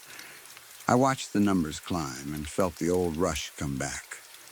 Fear was still there, but it got buried under views, money, and attention. That is the worst part. We knew something was wrong. We knew we were playing with something dangerous. But the metrics were amazing. So we kept going. At first, the body was always far away. In one video, it lay near the back wall of a parking garage. In another, it was behind a row of bushes.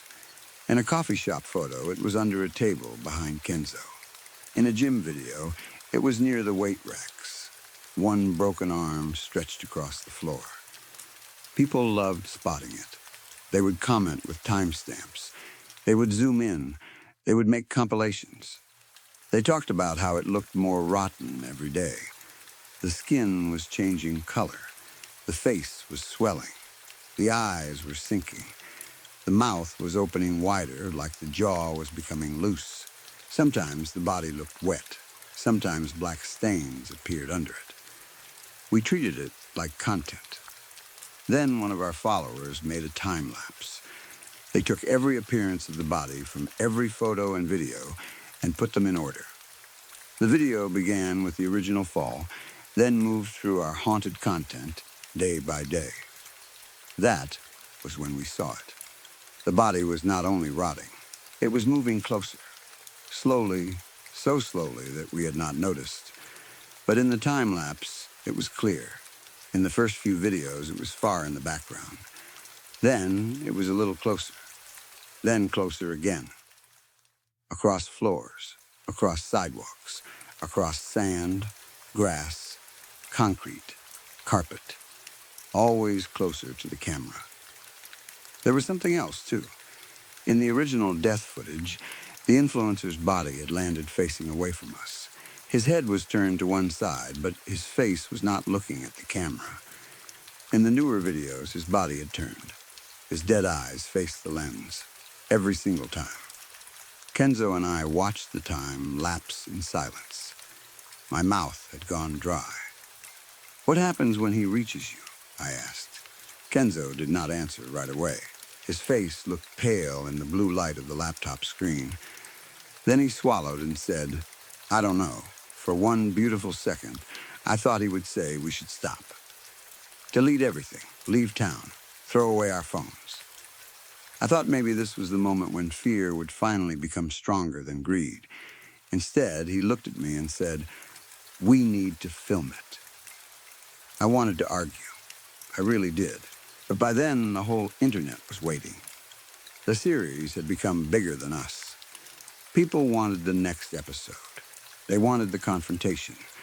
They wanted to know what would happen when the body got close enough to touch Kenzo. And Kenzo wanted to give it to them. The last selfie he ever posted was taken in his living room. He was lying on his sofa, smiling in a way that did not reach his eyes. The caption joked that his dead friend was getting clingy. The body was on the floor beside the couch, right beside it. Its face was turned toward Kenzo. Its lips were pulled back from its teeth, not exactly smiling, but close enough to make people say it was smiling. The skin around its eyes had split in dark lines. Something thick and wet ran from one eye socket. Its fingers were bent like claws. The comments exploded. Some people begged him to stop. Some said it was the best marketing campaign they had ever seen. Some accused us of planning a fake disappearance for the finale. The next day, Kenzo vanished. That is the official word people use. Vanished, disappeared, missing. The popular theory is that he faked it. A lot of people think the whole thing was planned from the beginning. They say he is hiding somewhere, waiting to come back when the attention starts to die down. Others say I helped him. Some say I killed him. Some say there never was a haunting, just good editing and a better story. They are wrong. There is one video that has never been released. I have watched it more times than I can count. We filmed it outside the condo building where the influencer died. Kenzo thought it would be perfect. A final episode at the place where it all started. He wanted to stand on the same sidewalk where the body had hit the ground. He wanted to talk to the dead influencer, challenge him, laugh at him. Maybe apologize if the mood felt right. Kenzo was good at knowing what the audience wanted. I remember the weather that day. Gray sky, warm air, a wind that smelled like rain but never brought any. The street looked normal. People passed by without knowing anything. Cars moved through traffic. Someone walked a dog. A delivery truck parked across the road. To the naked eye, there was nothing on the sidewalk. No corpse, no ghost, nothing. That was always the strangest part. We could never see him unless we looked through a camera. Without the screen, the space was empty. But when I lifted my phone and framed Kenzo, the body was there. It was close, closer than ever. It lay only a few feet behind him, swollen and blackened, its limbs bent under it. Its clothes were torn and stained. Its face no longer looked fully human. The eyes were cloudy and loose. The mouth hung open too wide. Kenzo could not see it. He stood there smiling, trying to act relaxed. I pressed record. "How are you feeling about today?" I asked from behind the camera. "This is supposed to be the final confrontation with the decomposing influencer." Kenzo laughed. It sounded fake. "Well," he said, "I still can't see him. So it is hard to know what to expect when we finally meet." I looked at the screen. The body moved. Not a little twitch, not a glitch. It moved. Its arms slid forward across the sidewalk. My voice caught in my throat. "Oh," I said. "Right, to you it just looks like an empty sidewalk. You won't see him until we edit." "What if he?" The body rose. I screamed. On the screen, the corpse pushed itself up like something being pulled by invisible strings.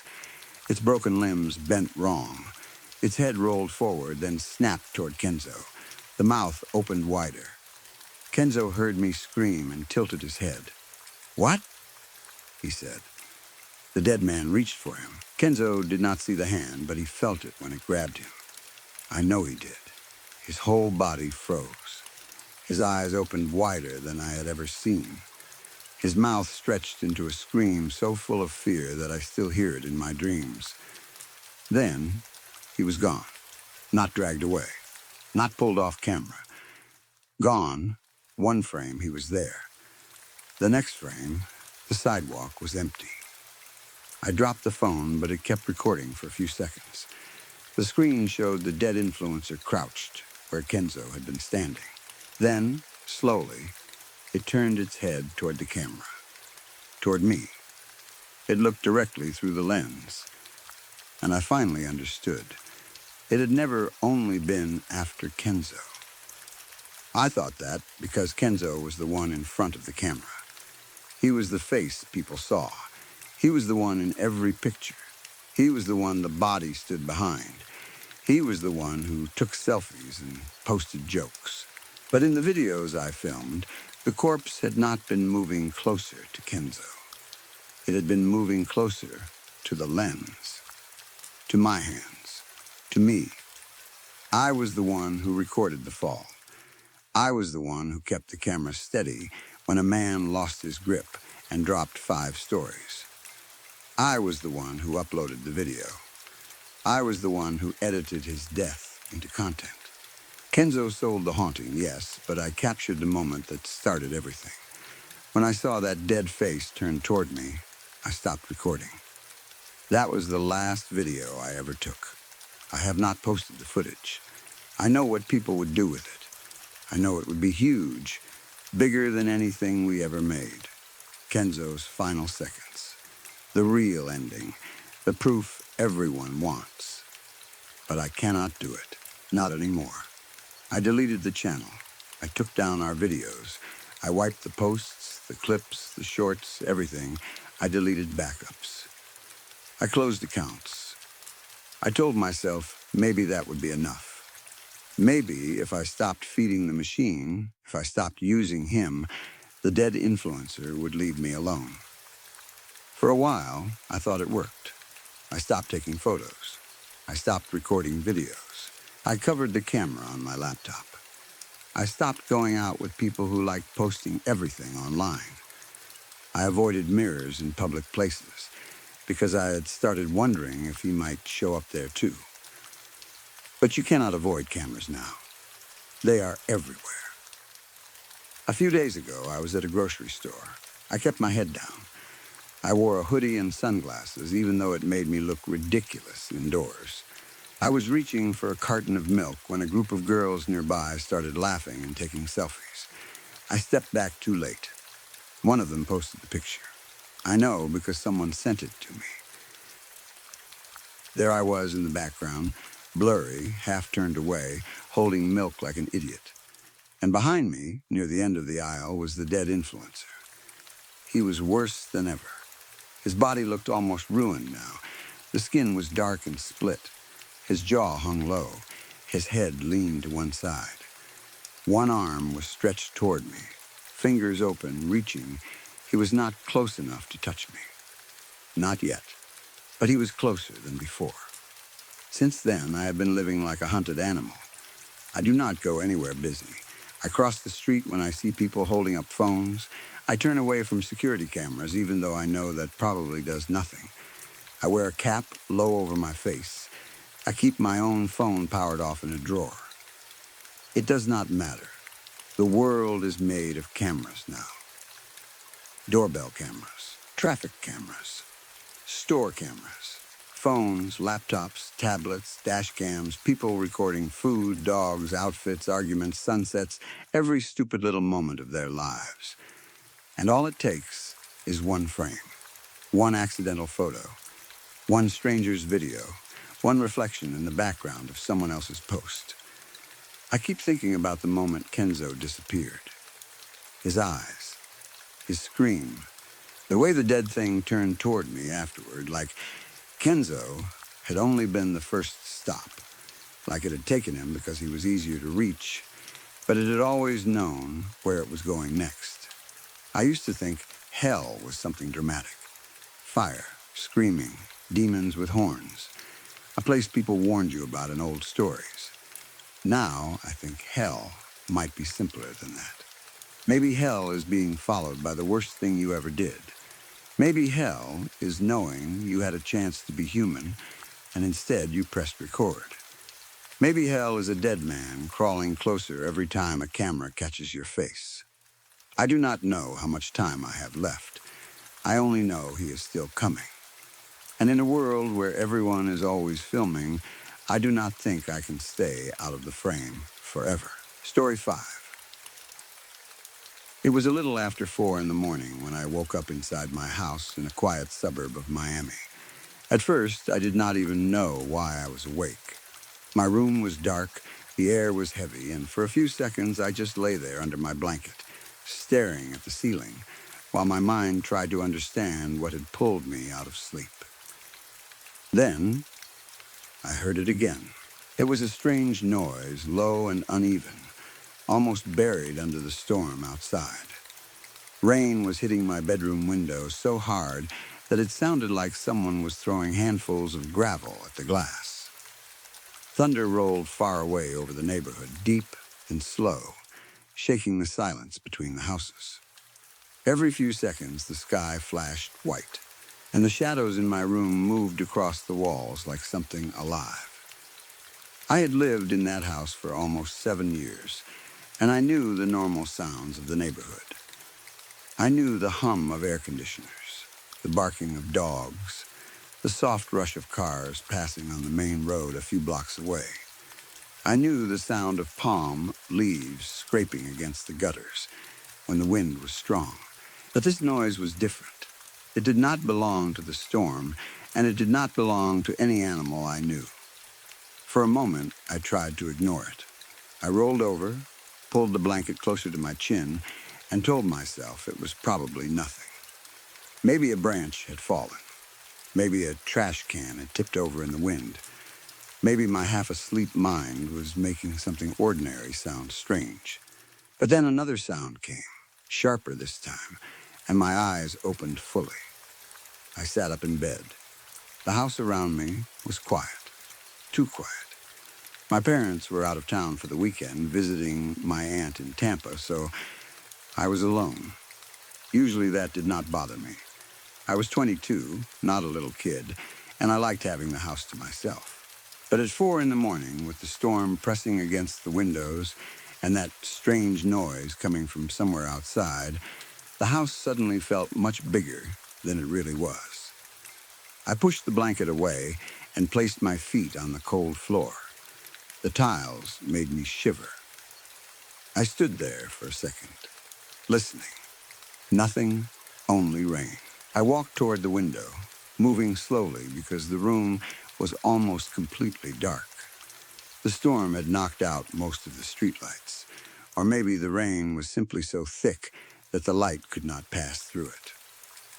When I reached the window, I pulled the curtain aside just enough to look out. The whole street was dark. Our neighborhood was usually peaceful at night. Small lawns, clean driveways, quiet houses, and wide sidewalks lined with palm trees. But that morning, under the storm, it looked wrong. The rain blurred everything, turning the street into a shining black river. Water ran along the curb in fast little streams.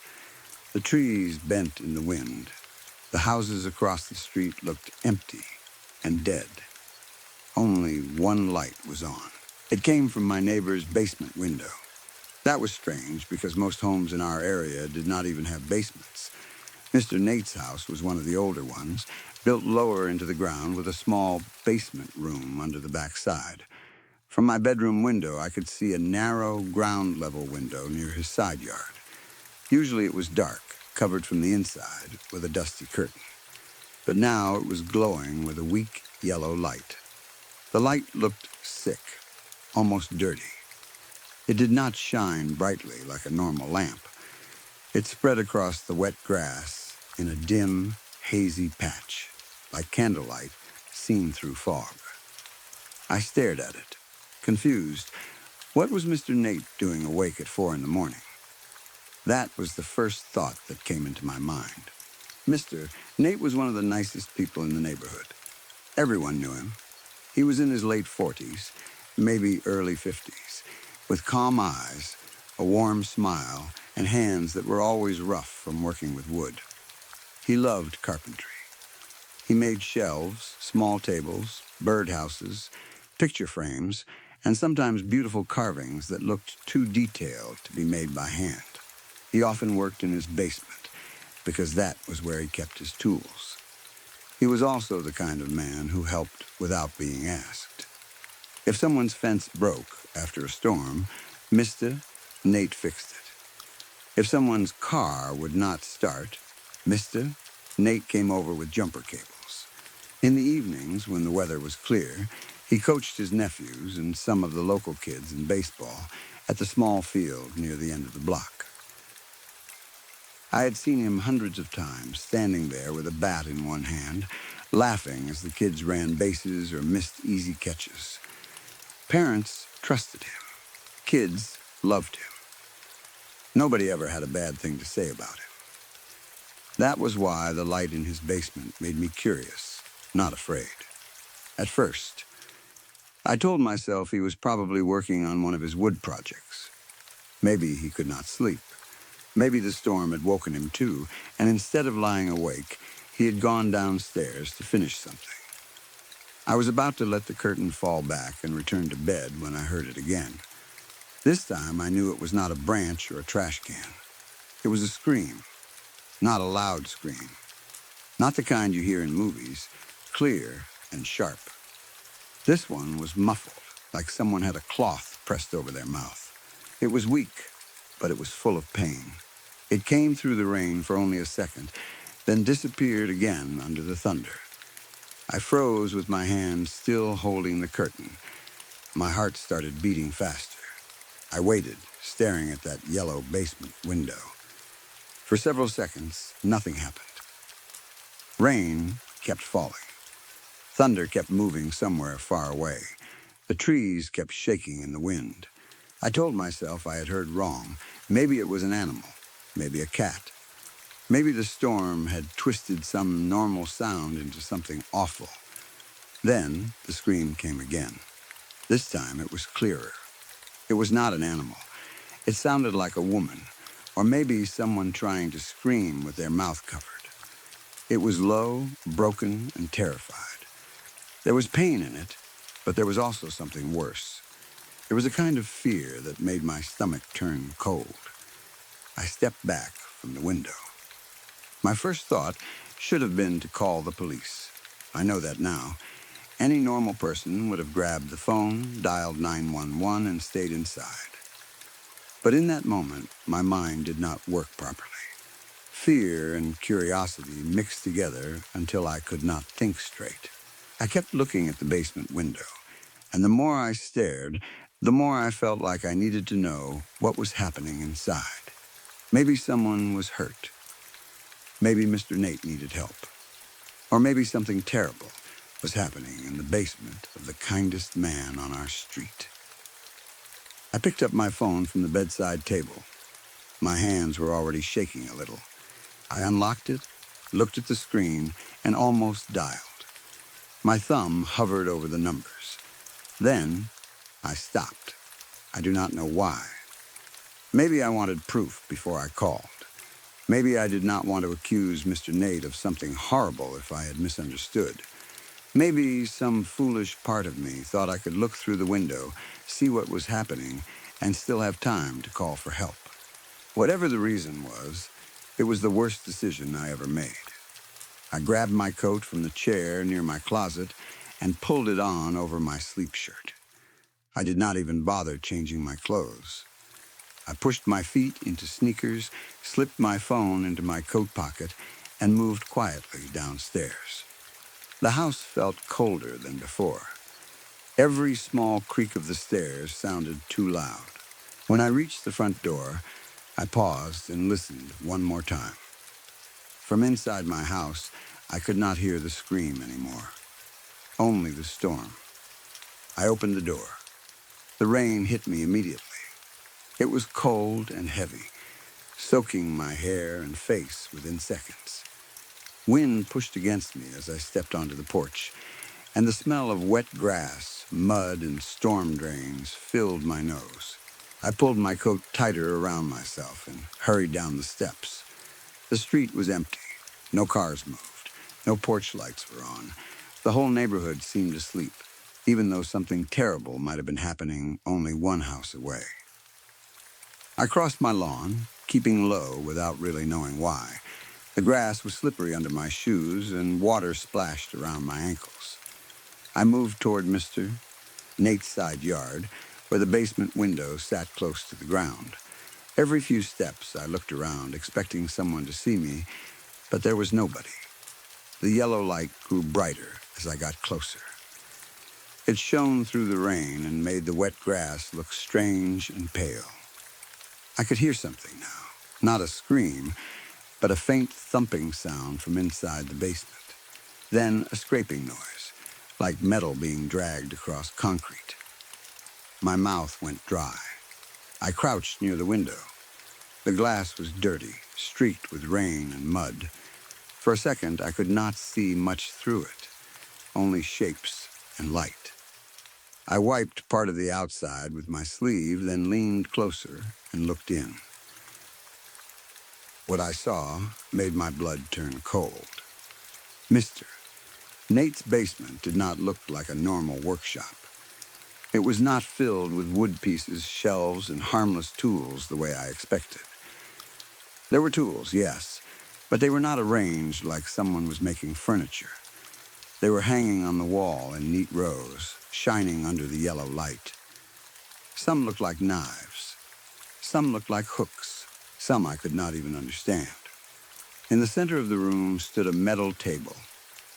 It was long, narrow, and silver, like the kind of table you might see in a hospital or a morgue. It looked cold even through the window. On top of it was a body. At least, I thought it was a body. It was wrapped tightly in thick, clear plastic from the shoulders down. The plastic was stretched around it so hard that I could see the shape of arms pressed against its sides. It could barely move, but it was moving.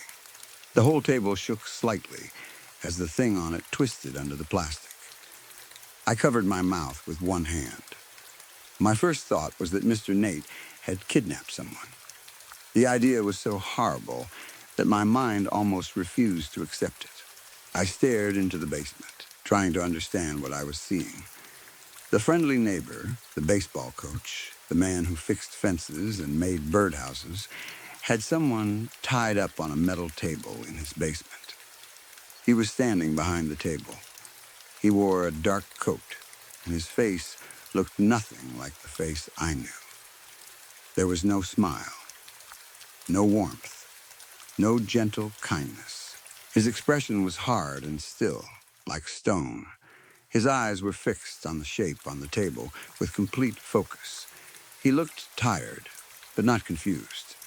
He looked like a man doing something he had planned for a long time. In his right hand, he held a long dagger. The blade caught the yellow light and flashed. My legs almost gave out. I wanted to run. I wanted to scream. I wanted to close my eyes and make the whole scene disappear. But I could not move.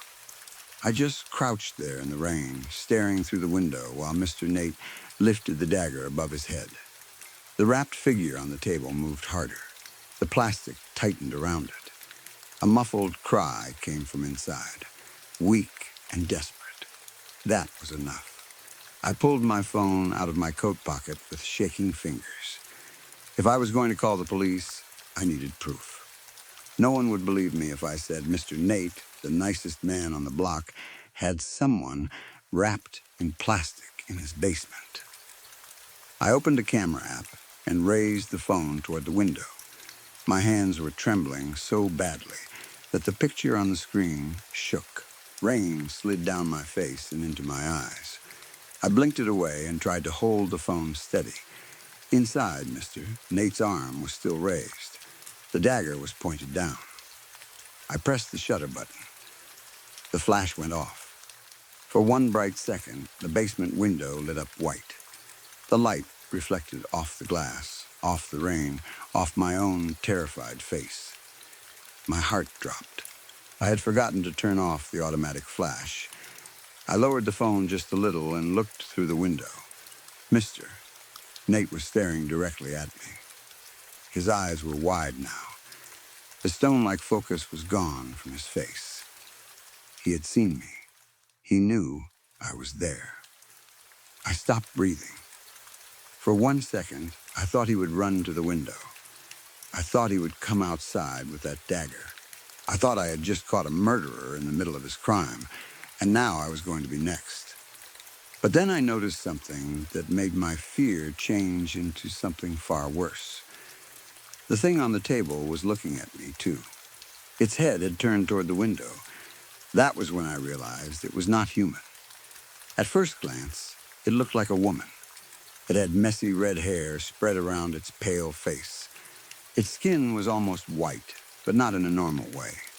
It looked drained, like old wax left in a cold room. Heavy makeup covered its face, thick around the eyes and mouth, but it did not hide what was wrong with it. Its features were almost human, but not quite. The eyes were too large and too bright. The mouth was too wide.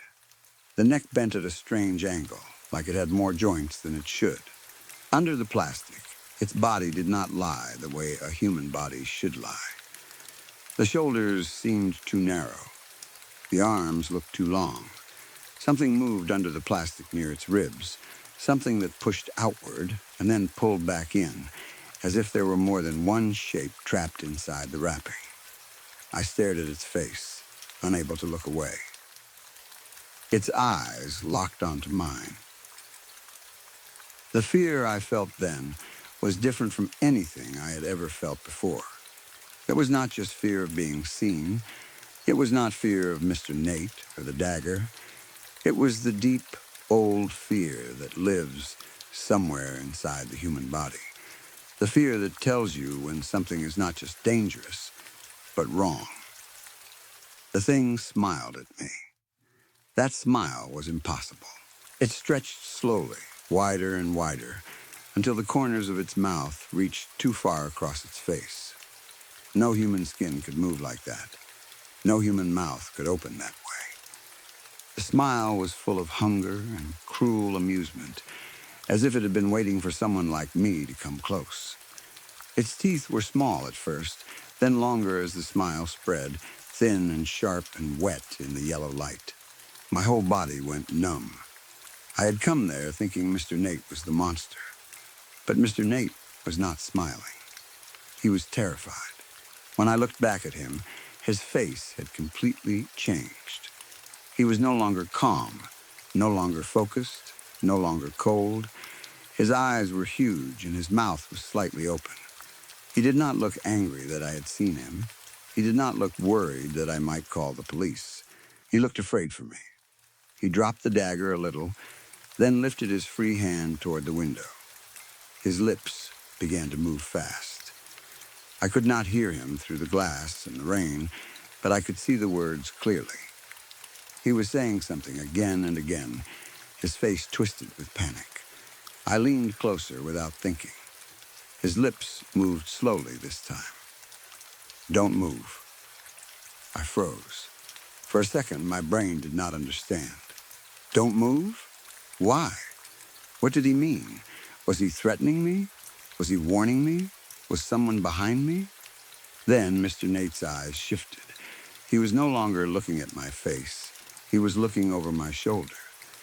The rain seemed to grow quieter around me, or maybe my mind simply stopped hearing it. My fingers tightened around my phone. The basement window, the yellow light, the metal table, the smiling thing wrapped in plastic, all of it seemed far away now. I stayed crouched in the mud. I did not move my head. I did not turn around.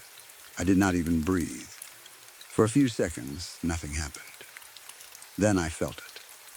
A breath touched the back of my neck. It was freezing cold, not cool like rain, not cold like wind. It was icy, so cold it felt sharp against my skin. It slid over the back of my neck and down into my collar, and every hair on my body stood up. Something was standing right behind me. I could feel it there. I could feel the space around me change, like the air itself had become heavier. A soft sound came from behind my left ear. It was almost like a sigh, but too close, too slow, and too wet. My eyes stayed fixed on Mr. Nate through the window. He was still mouthing the same words. Don't move. The thing on the table was still smiling. Only now its smile looked different. It was not smiling at me anymore. It was smiling at whatever was behind me. My phone slipped a little in my hand, but I caught it before it fell. The small movement made the icy breath stop for half a second. Then something behind me whispered. The voice was soft, almost gentle, but it did not sound human.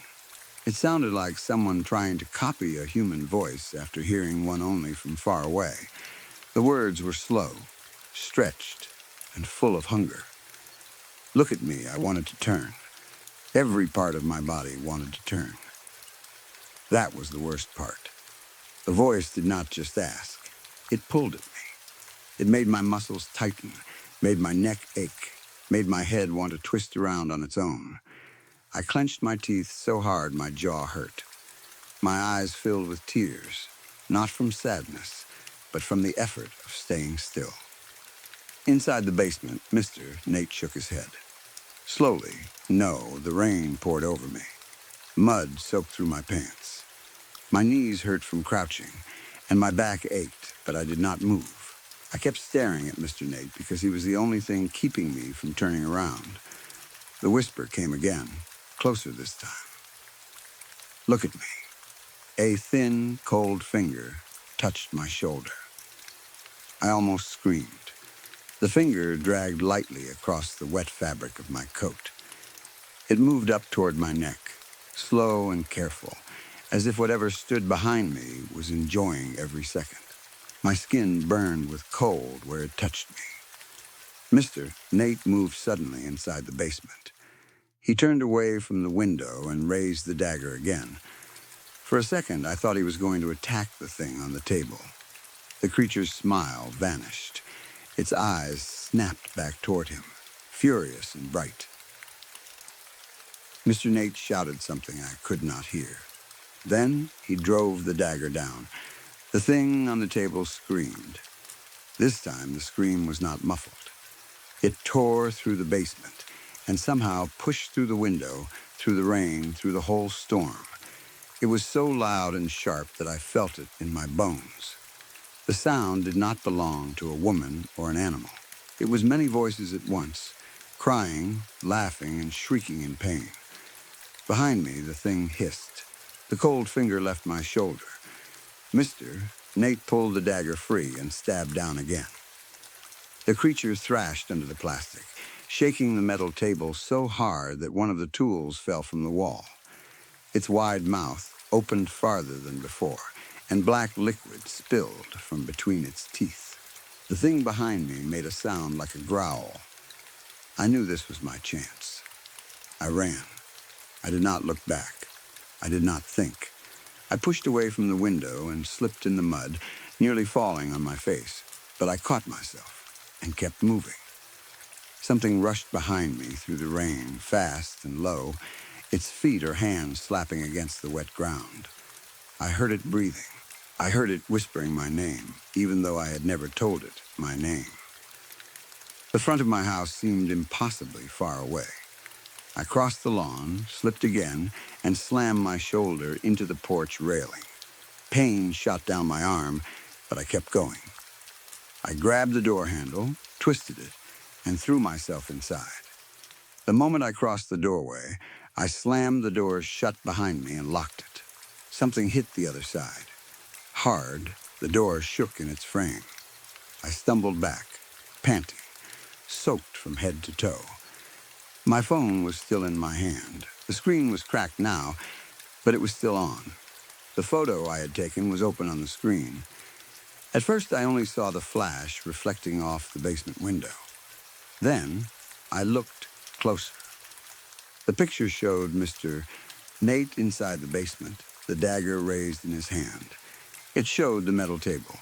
It showed the thing wrapped in plastic, its impossible smile turned toward me.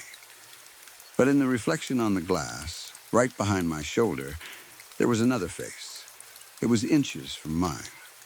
Pale, long, smiling, and wearing the same face as the thing on the table.